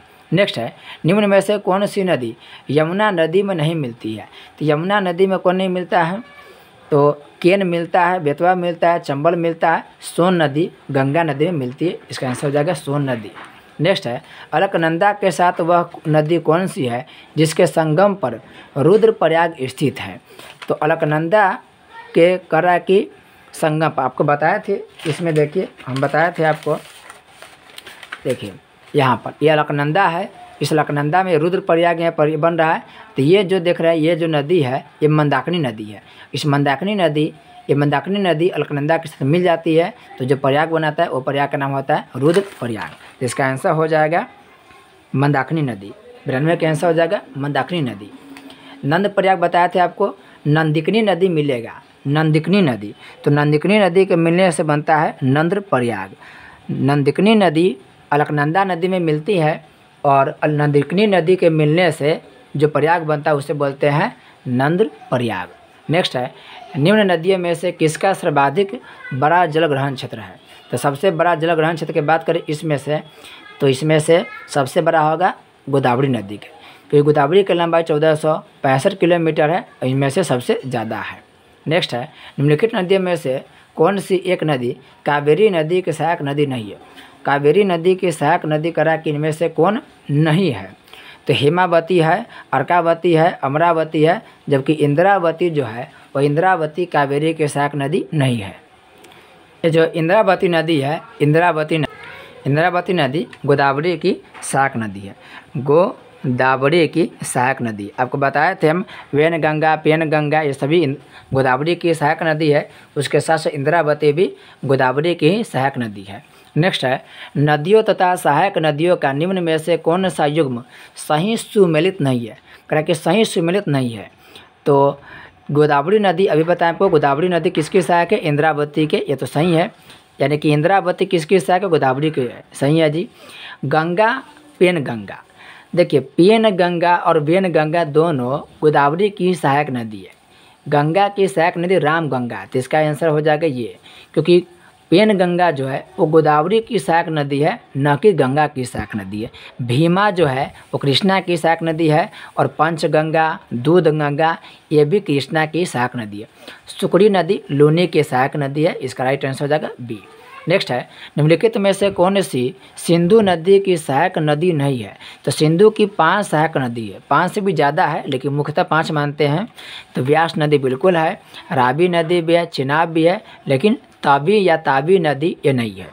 तो व्यास, रावी, सतलज, आप यहाँ पर लिख लेंगे सतलज, फिर हो जाएगा यहाँ पर झेलम नदी है, सियोक नदी है, श्योक नदी, ये सभी सिंधु की सहायक नदी है, तवी नहीं है। नेक्स्ट है तवी की बात करें, तवी यह राजस्थान के क्षेत्र से बहती है। नेक्स्ट है सतलज नदी का उद्गम है।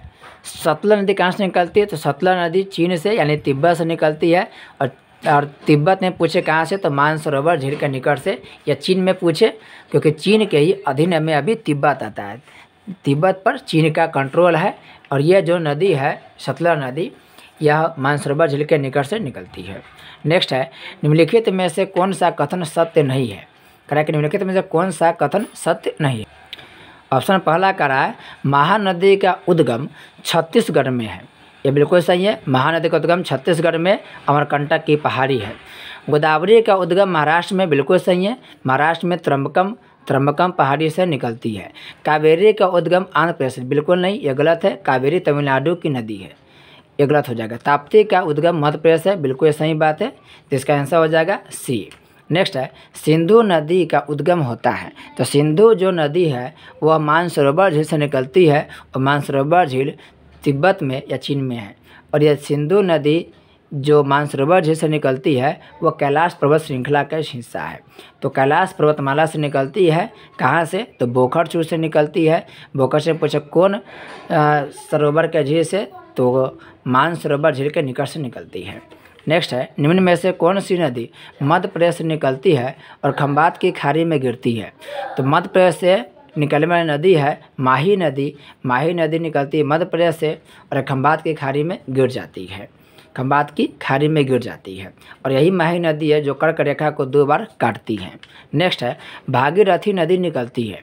तो भागीरथी नदी गोमुख पहाड़ी से निकलती है, और यही भागीरथी नदी जब अलकनंदा के साथ मिल जाती है तो वह गंगा नदी का निर्माण करती है। और इसी भागीरथी नदी पर आपको भारत के सबसे ऊंचा बांध मिलेगा टेहरी बांध। तो सबसे ऊंचा जो बांध मिलेगा टेहरी बांध, वो टेहरी बांध भागीरथी नदी पर ही स्थित है। नेक्स्ट है गंगा और ब्रह्मपुत्र की संयुक्त जलधारा किस नाम से जानी जाती है? गंगा नदी जब बांग्लादेश में जाती है, याद रखेंगे, गंगा नदी जब बांग्लादेश में जाती है तो इस गंगा नदी के नाम हो जाता है पद्मा नदी। और ब्रह्मपुत्र नदी को बांग्लादेश में बोलते हैं जमुना नदी। यही गंगा और ब्रह्मपुत्र नदी दोनों आपस में जब मिल जाती है तो उसे हम बोलते हैं मेघना नदी। इसे मैप से समझिए आप। मैप से देखेंगे तो जैसे यह हो गया भारत के मैप। यहाँ से कौन नदी निकलेगी? तो यहाँ से निकलिए गंगा नदी। उत्तर प्रदेश, बिहार, झारखंड और ये पश्चिम बंगाल से होते हुए ये कहाँ जाएगी? ये बंगाल के, देखिए बांग्लादेश है। ये जो देश दिखाई दे रहा है आपको, ये बांग्लादेश है। ये वाला देश बांग्लादेश है। अब गंगा नदी यहाँ पर आ गई। जैसे यहाँ पर आई बांग्लादेश में, ये बांग्लादेश में इस नदी का नाम हो जाएगा पद्मा। ये बांग्लादेश में इस नदी का नाम क्या हो जाएगा? तो इसका नाम हो जाएगा पद्मा। अब यहीं से इसी क्षेत्र से एक नदी निकलती है जिसका नाम है सांगपो नदी। यही सांगपो नदी आगे बढ़ते जाएगी और जैसे यह नदी इंडिया में आएगी, इंडिया में आने के बाद इसका नाम हो जाएगा ब्रह्मपुत्र नदी। और ये ब्रह्मपुत्र नदी असम से होते हुए आएगी और ये फिर जाकर मिल जाएगी किसमें? गंगा में। तो देखिए ये गंगा नदी और ये ब्रह्मपुत्र नदी बांग्लादेश में आकर क्या हो रही? मिल जा रही है। और मिलने के बाद एक नदी बनेगी। तो जैसी यह नदी मिली, इस नदी के नाम हो जाएगा मेघना नदी। यानी बांग्लादेश में जो गंगा आती है उसका नाम होता है पद्मा, और ये जो ब्रह्मपुत्र नदी है, इस ब्रह्मपुत्र नदी को कहते हैं बांग्लादेश में जमुना। तो पद्मा और जमुना दोनों नदी जब मिल जाती है बांग्लादेश में, तो उसका नाम पड़ जाएगा मेघना नदी। तो क्वेश्चन पूछता भी है कि मेघना किसकी संयुक्त धारा के नाम है? तो मेघना नदी पद्मा और जमुना की संयुक्त धारा के नाम है जो बांग्लादेश में स्थित है। नेक्स्ट है निम्नलिखित में से कौन सी नदी चंबल में नहीं मिलती है? चंबल में कौन नहीं मिलती है? तो चंबल में क्षिप्रा नदी मिलती है, काली सिंध मिलती है, पार्वती मिलती है, बेतवा नदी नहीं मिलती है, क्योंकि जो बेतवा नदी है यमुना की सहायक है। ये यमुना की सहायक है, बाकी ये सभी नदी चंबल की सहायक नदी है। नेक्स्ट है, निम्नलिखित नदियों में से किसको दक्षिण भारत की गंगा, कन्फ्यूज बिल्कुल नहीं होना है। दक्षिण भारत की गंगा पूछे तो कावेरी नदी होगा, दक्षिणी गंगा पूछे तो गोदावरी होगा। इसका राइट आंसर हो जाएगा कावेरी, तमिलनाडु में बहती है और इसका लंबाई हो गया 760 किलोमीटर।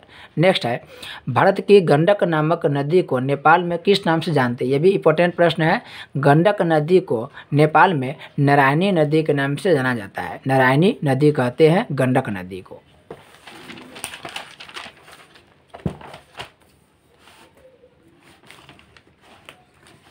नेक्स्ट है, निम्नलिखित में से कौन सी पूर्व दिशा में बहने वाली नदी है, पूर्व की ओर कौन नदी बहती है। तो ये जो ब्राह्मणी नदी आपको बताए थे, ये जो ब्राह्मणी नदी है, ये ब्राह्मणी नदी उड़ीसा में बहती है और ये पूरब की ओर बहती है, पूरब की ओर। अच्छा एक मिनट, करेक्ट। निम्नलिखित में से कौन सी नदी पूर्व दिशा की ओर, तो ठीक है पूर्व दिशा की ओर ये ब्राह्मणी नदी ये बहती है। साबरमती नदी पश्चिम की ओर बहती है, गुजरात में बहती है।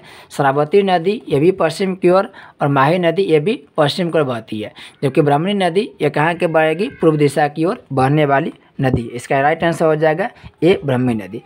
माही नदी कर्क रेखा को 2 बार काटती है। नेक्स्ट है, कौन सी नदी उड़ीसा में अपना डेल्टा बनाती है। तो उड़ीसा में एक ही प्रमुख नदी है मेन रूप से महानदी, और यह महानदी डेल्टा बनाती है। और इस महानदी पर दुनिया के सबसे लंबा बांध है जिसका नाम है हीराकुड बांध, हीराकुड बांध याद रखेंगे। नेक्स्ट है, दूधगंगा नदी निम्न में से किस राज्य में अवस्थित है। आपको एक नदी बताते हैं दूधगंगा जो कृष्णा की सहायक है, लेकिन ये जो दूधगंगा है ये जम्मू कश्मीर में स्थित है, ये जम्मू कश्मीर की नदी है। नेक्स्ट है, अंतःस्थलीय अपवहन नदी का उदाहरण है। अंतःवहन के मतलब है ये नदी, ये जो नदी है समुद्र में नहीं मिलती है, बल्कि ये कहीं न कहीं ज़मीन में ही विलुप्त हो जाती है, ज़मीन में ही यह नदी विलुप्त हो जाती है। और ये जो नदी अंतःस्थलीय अपवहन के यानी ज़मीन के अंदर से बहने वाली जो नदी है, इसका अपवहन कहाँ है, इसका अपवहन ज़मीन के अंदर से है। तो इसको हम घग्गर नदी के एग्जाम्पल है।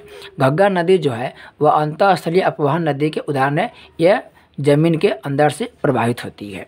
नेक्स्ट है, भारत में निम्नलिखित में से कौन सी सबसे लंबी नदी है। तो सबसे लंबी नदी तो गंगा है, चूँकि लेकिन इसमें गंगा के ऑप्शन ही नहीं है, तो उसका राइट आंसर हो जाएगा गोदावरी। गोदावरी की लंबाई है 1465 किलोमीटर और गंगा की लंबाई है 2525 किलोमीटर। चूँकि गंगा नहीं है इसलिए इसका राइट आंसर हो जाएगा गोदावरी 1465 किलोमीटर। नेक्स्ट है, बिहार में बहने वाली नदियों में से किसका उद्गम अमरकंटक, अमरकंटक से कौन सोन नदी निकलती है। नेक्स्ट है, निम्न में से कौन सी नदी विंध्य सतपुरा पर्वत श्रेणियों से बीच से बहती है। तो विंध्याचल पर्वत और सतपुरा के बीच से कौन नदी, तो नर्मदा नदी बहती है। ऊपर में विंध्याचल पर्वत है और नीचे आपको मिलेगा सतपुरा पर्वत, और इसी दोनों के बीच से कौन नदी बहेगी, तो इसी दोनों के बीच से नर्मदा नदी बहती है। और नर्मदा नदी ये जा करके अरब सागर में गिर जाती है, ये डेल्टा के जगह एक्सुअरी बनाती है। नेक्स्ट है, निम्नलिखित में से कौन सा एक पश्चिम की ओर बहने वाली नदियों का उनके नदी बेसिन के घटते आकार के आधार पर सही अनुक्रम है। तो घटते क्रम के बात लिखना है कि कौन घटते क्रम में है। तो सबसे ज़्यादा लंबाई है नर्मदा नदी के, फिर ताप्ती, इसका राइट आंसर देखिए नर्मदा हो जाएगा, फिर ताप्ती हो जाएगा, फिर माही, फिर सायवर्त, ये राइट आंसर डी हो जाएगा। सबसे अधिक है नर्मदा नदी, फिर तापी नदी, फिर माही, तब होगा साबरमती नदी। नेक्स्ट है, भारत और नेपाल के मध्य कौन सी नदी सीमा बनाती है। तो भारत नेपाल के बीच सीमा बनाती है काली नदी, काली नदी भारत और नेपाल के बीच सीमा बनाती है। नेक्स्ट है, निम्न में से कौन सा कथन भारतीय नदियों के विषय में सत्य नहीं है। करेक्ट कि सत्य नहीं है। पहला, हिमालय नदी सदाबहार है, बिल्कुल सही है। हिमालय से जो नदी निकलती है उसमें सालों भर पानी रहती है, इसलिए वह सदाबहार नदी है। नेक्स्ट करा है, प्रायद्वीपीय नदी मौसमी होती है, बिल्कुल सही है। जो प्रायद्वीपीय पठार से निकलती है वहाँ पर वर्ष भर में पानी नहीं रहता है। जब बरसात के मौसम रहता है तब प्रायद्वीपीय नदी में पानी रहती है। बरसात जब ख़त्म हो जाता है तो बहुत सारी नदी प्रायद्वीपीय भारत की सूख जाती है। नेक्स्ट है, हिमालयी नदियाँ बहुत छोटे डेल्टा गठन करती है। ये गलत है, क्योंकि हिमालय जो नदी है वो बहुत बड़े बड़े डेल्टा का निर्माण करती है। अब देखते हैं कि जो सिंधु नदी है जो पाकिस्तान में चली जाती है वो भी डेल्टा का निर्माण करती है, बहुत बड़ा मैदान का निर्माण करती है। और दुनिया का सबसे बड़ा डेल्टा गंगा ब्रह्मपुत्र नदी का डेल्टा क्या है, ये दोनों नदी हिमालय से निकलती है। तो हिमालय की नदी, हिमालय से निकलने में जो नदी होती है वो नदी की लंबाई बहुत होता है। प्रायद्वीपीय भारत के जो नदी है, प्रायद्वीपीय पठार की जो नदी है उसकी लंबाई कम होती है, हिमालयी नदी की लंबाई बहुत ज़्यादा होता है। ये डेल्टा का निर्माण करती है, जबकि पठारीय क्षेत्र के जो नदी है वह वर्ष में कुछ समय तक पानी रहती है, जबकि अधिकांश समय पर जब बरसात खत्म हो जाता है तो उसके पानी क्या होता है, समाप्त हो जाता है। नेक्स्ट है, प्रायद्वीपीय नदी में पानी की मात्रा कम रहती है, बिल्कुल सही है। या तो बहुत नदी सूख जाती है या रहती भी है पानी तो बहुत ही कम रहती है। जबकि हिमालय से जो नदी निकलती है वो सदाबहार रहती है, क्योंकि हिमालय से जो नदी निकलती है उस नदी में बर्फ़ के पिघलने से पानी की आपूर्ति होती रहती है। नेक्स्ट है, निम्नलिखित में कौन सी ब्रह्मपुत्र की सहायक नदी है या नदियाँ है। कौन कौन सहायक नदी, तो ब्रह्मपुत्र की सहायक की बात करें तो दिबांग भी है, कामेंग भी है, लोहित भी है। इसके साथ साथ मानस हो गया, बरेली हो गया, स्वर्णशिरी हो गया, ताप्ती हो गया, ये सभी ब्रह्मपुत्र की सहायक है। इसका राइट आंसर हो जाएगा डी, 1, 2 और 3 तीनों। नेक्स्ट है, कालिंदी नदी का दूसरा नाम है। यह बड़ा नया प्रश्न है, इसे याद रखेंगे। कालिंदी जो नदी है ये यमुना की नाम है, यमुना का ही नाम है कालिंदी नदी, इसे याद ध्यान रखेंगे। नेक्स्ट है, केन नदी निम्नलिखित में से किसकी सहायक नदी है। तो केन हो गया, फिर हो गया चंबल, फिर बेतवा। ये जो केन नदी है, ये केन नदी हो गया, करा कि केन नदी किसकी सहायक है। ये बोलो, जो केन नदी है वो केन नदी के साथ साथ बेतवा नदी, चंबल नदी, ये सभी यमुना की सहायक नदी है। तो केन नदी यमुना की सहायक है, साथ ही साथ चंबल बेतवा भी यमुना की सहायक नदी है। नेक्स्ट है, भारत और बांग्लादेश के बीच जिस नदी को लेकर विवाद है उस नदी का नाम क्या है। तो भारत और बांग्लादेश के बीच तीस्ता नदी को लेकर विवाद है, और तीस्ता नदी ब्रह्मपुत्र की सहायक नदी है। तीस्ता नदी के जल के प्रयोग को लेकर के भारत और बांग्लादेश के बीच विवाद रहा है। नेक्स्ट है, किस नदी की घाटी गहरी खड़भूमि के लिए विख्यात है। तो करा कि गहरी खड़भूमि यानी किसे बोलते हैं, रेवेंस। तो इसका राइट आंसर हो जाएगा चंबल नदी। चंबल जो नदी है यह नदी गहरी खड़भूमि के निर्माण करती है। नेक्स्ट है, निम्नलिखित में से किस नदी के ऊपरी मार्ग में मीठा पानी परंतु निचले भाग में खारे नदी के जल प्रभावित होती है। ये देखिए बड़ा यूनिक प्रश्न है, इसे भी ध्यान रखेंगे। इसका राइट आंसर हो जाएगा लूनी नदी। लूनी नदी एक ऐसी नदी है जिसके ऊपरी मार्ग में पानी क्या मीठा है, परंतु निचले भाग में क्या हो जाएगा, पानी खड़ा हो जाएगा। क्योंकि जब यह नदी निचले क्षेत्र में उतरती है तो निचले क्षेत्र में यह नदी जो रेगिस्तान है उस रेगिस्तान के संपर्क में आ जाती है, और इसमें जो नमक है वो नमक इसमें घुल जाता है, जिसके परिणाम स्वरूप इसके पानी खड़ा हो जाता है। नेक्स्ट है, तिब्बत से निकलने वाली वह कौन सी नदी है जो अरुणाचल प्रदेश से होकर के भारत में प्रवेश करती है। तो तिब्बत के जो नदी है ब्रह्मपुत्र नदी है, जो अरुणाचल प्रदेश में जाती है, अरुणाचल प्रदेश के बाद असम में आती है, यह नदी कौन है, ब्रह्मपुत्र नदी है। तो एक नदी है ब्रह्मपुत्र नदी जिसे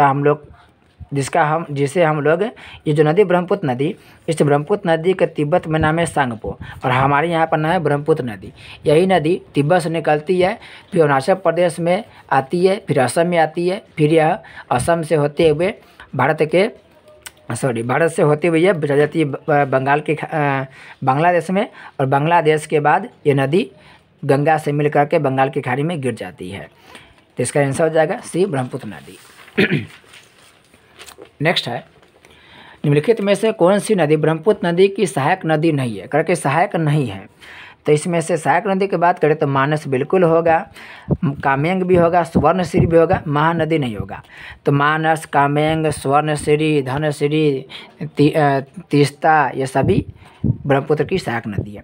नेक्स्ट है, व्यास नदी जो हिमालय और पंजाब से होकर बहती है किस नदी से मिलती है। व्यास नदी, ये जो व्यास नदी है यह नदी सतलज से मिलती है, सतलज में मिलती है, और सतलज बाद में सिंधु से जाकर के मिल जाती है।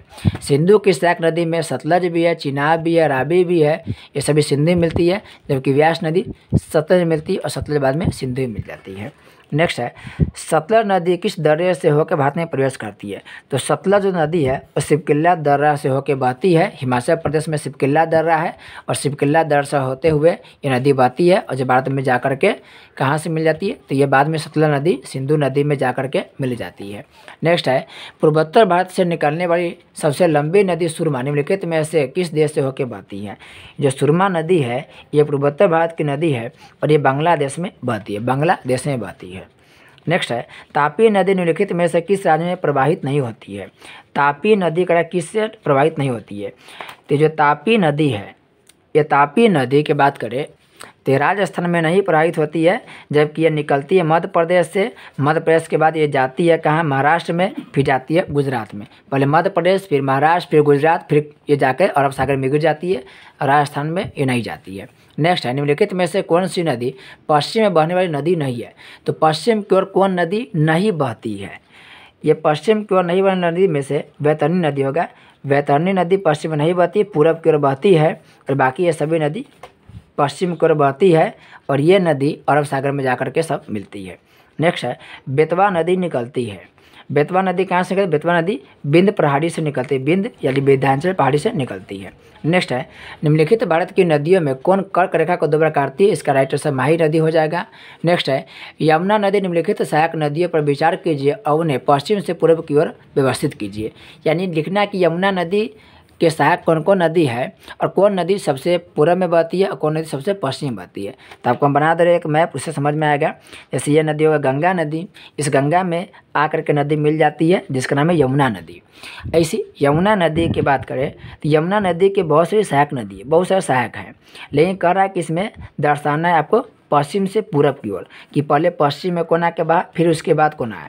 तो सबसे ज़्यादा पश्चिम से आकर के बहता है राजस्थान के कोटा क्षेत्र से चंबल नदी। तो सबसे पश्चिम में कौन हो जाएगा, सबसे पश्चिम में हो जाएगा चंबल नदी। ये चंबल नदी हो जाएगा सबसे पश्चिम में, सी फॉरम चंबल लिख दे, चंबल नदी। फिर चंबल के बाद की बात करें तो ये काली सिंध नदी है। यहाँ पर हो जाएगा कि काली सिंध नदी आके मिलेगी। फिर काली सिंध के बाद एक नदी आएगी इसके पूरब में है, उसका नाम बेतवा नदी। और बेतवा के बाद एक नदी आगे जाएगी, ये ऊपर की ओर उत्तर से देखिए दक्षिण से उत्तर की ओर जाके बहती है। इस नदी का नाम है केन नदी। तो कौन हो जाएगा, पहले हो जाएगा चंबल नदी, फिर चंबल के बाद हो जाएगा देखिए काली सिंध नदी, फिर बेतवा नदी और फिर कौन हो जाएगा आपको केन नदी। तो पहले ये हो गया चंबल हो गया, फिर हो गया आपको बेतवा हो गया, फिर हो गया आपको पहले होगा चंबल हो गया, फिर हो गया आपको काली सिंध, फिर हो गया बेतवा और फिर हो केन। तो इसका राइट आंसर मिलाइएगा ये हो जाएगा, इसका राइट आंसर ये हो जाएगा। नेक्स्ट सम्मिलित करना है कि कौन नदी कहाँ कहाँ से मिलकर बहती है, कौन नदी कहाँ से निकलती है। इसके सहायक नदी पूछ रहा है कि कौन नदी की सहायक नदी कौन है। तो यहाँ पर देखिए बेतवा नदी की बात करें तो बेतवा नदी यमुना से मिलती है। बेतवा नदी कहाँ मिलती है, यमुना में। क्षिप्रा नदी की बात करें तो क्षिप्रा चंबल में जाकर मिलती है। वेन गंगा पेन गंगा बताए थे आपको, वेन गंगा और पेन गंगा जो है ये गोदावरी में मिलती है और तवा नर्मदा नदी में जाकर मिलती है। नेक्स्ट है निम्न में कौन नदी घाटी बेसिन क्षेत्रफल के दृष्टि से सबसे बड़ा है। तो सबसे बड़ा इसमें से पूछे तो महानदी हो जाएगा, सबसे बड़ा महानदी के डेल्टा हो जाएगा, सबसे बड़ा क्षेत्र होगा महानदी के। और ऐसे इंडिया में सबसे बड़ा कौन है तो वह है गंगा नदी। नेक्स्ट है निम्न में से कौन सा विशेष लक्षण नर्मदा नदी के लिए उपयुक्त है। विशेष लक्षण नर्मदा नदी के लिए उपयुक्त है।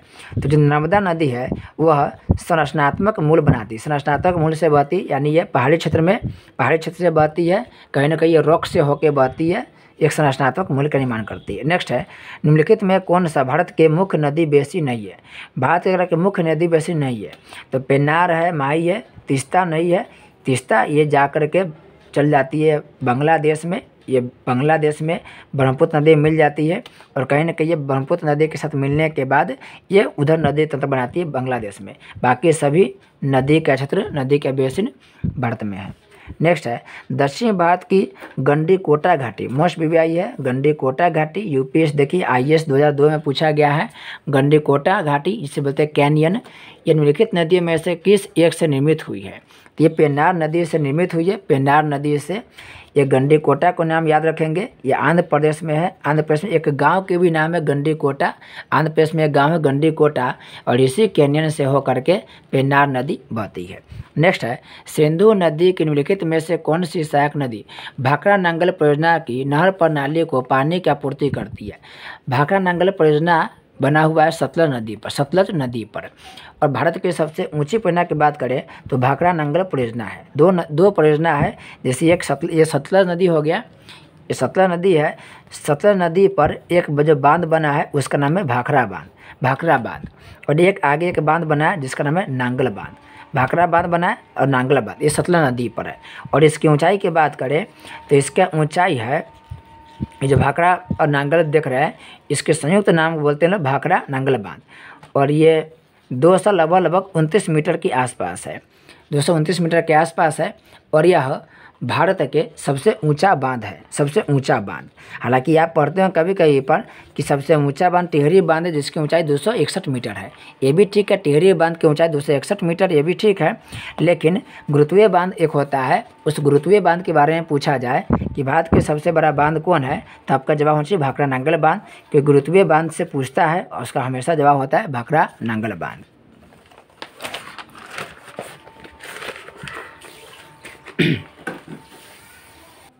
नेक्स्ट है जब नदियाँ सभी दिशाओं से अपनी पानी किसी झील अथवा गर्त में प्रवाहित करती है तो उस पैटर्न को क्या कहते हैं? उस पैटर्न को बोलती है अभिकेंद्री। अभिकेंद्री कैसे तो समझिए, जैसे मान लो कि यह कोई पहाड़ है, ऊंचा पहाड़ है, यह ऊंचा पहाड़ है, यहाँ पर एक मुख बन गया। इस मुख में यहाँ पर एक गड्ढा व क्षेत्र हो गया और यहाँ से बहुत बड़ा पानी जमा हो गया। अब इसी क्षेत्र से क्या होगा, बहुत सारी नदी निकलेगी। तो एक नदी इधर निकल गई, एक नदी इधर निकल गई, एक नदी पीछे को निकल गई, एक इधर निकल गई। तो इसके केंद्र से बहुत सारी नदी निकल रही सभी अलग अलग दिशाओं में। इसी को हम बोल लेते हैं अभिकेंद्री बोल लेते हैं। नेक्स्ट है झेलम नदी तथा नदी भू आकृतियों के बारे में निम्नलिखित कथनों में से कौन से सही है? ये अंतिम प्रश्न है, इसे ध्यान से देखेंगे। झेलम नदी के बारे में बात कराएं तो सबसे पहले झेलम नदी जम्मू कश्मीर की नदी है। ये जम्मू कश्मीर में एक झील है जिसका नाम है शेषनाग झील से निकलती है।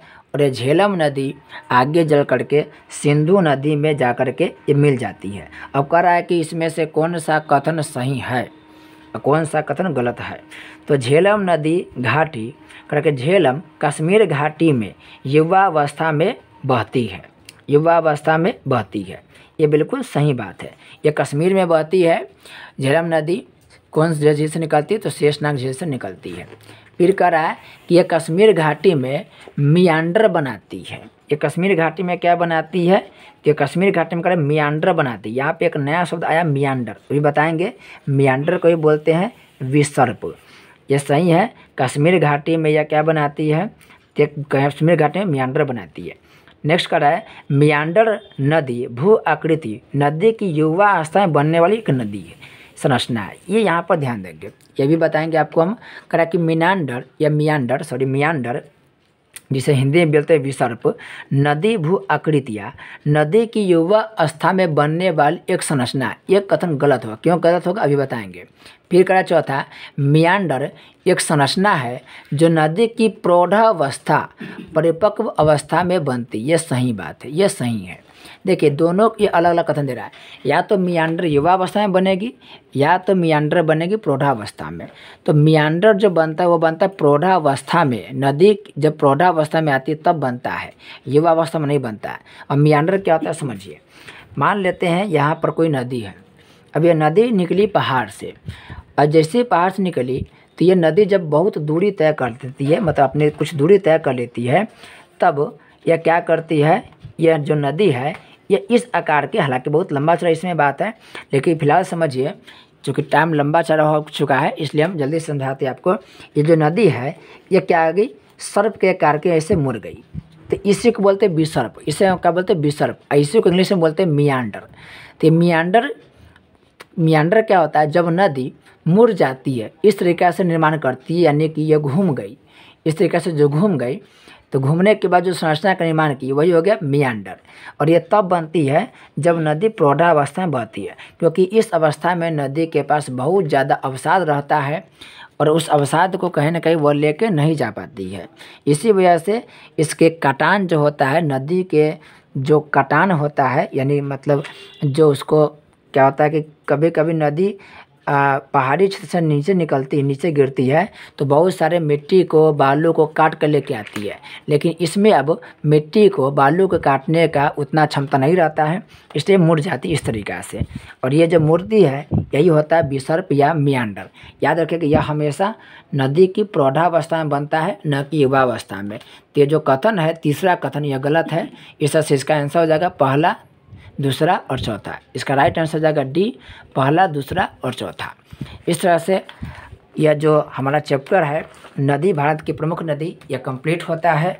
अगर आप इसे बारीकी से एक एक बात को देख रहे हैं तो यकीन मानिए कि आपको इसके अलावा शायद ही कोई वीडियो देखने की आवश्यकता होगा। एक एक बात को गहराई से आपको बताया गया है। सबसे ज़रूरी बात है, इस वीडियो को देखने से पहले आप अपने पास एक मैप रखेंगे और जो भी बातें बताई गई है हो सके तो उसको नोट भी करते जाएंगे। यह वीडियो आपको कैसा लगा इसे कमेंट में आप लोग ज़रूर बताएंगे। क्या सुधार करने की आवश्यकता है इसे भी ज़रूर लिखेंगे।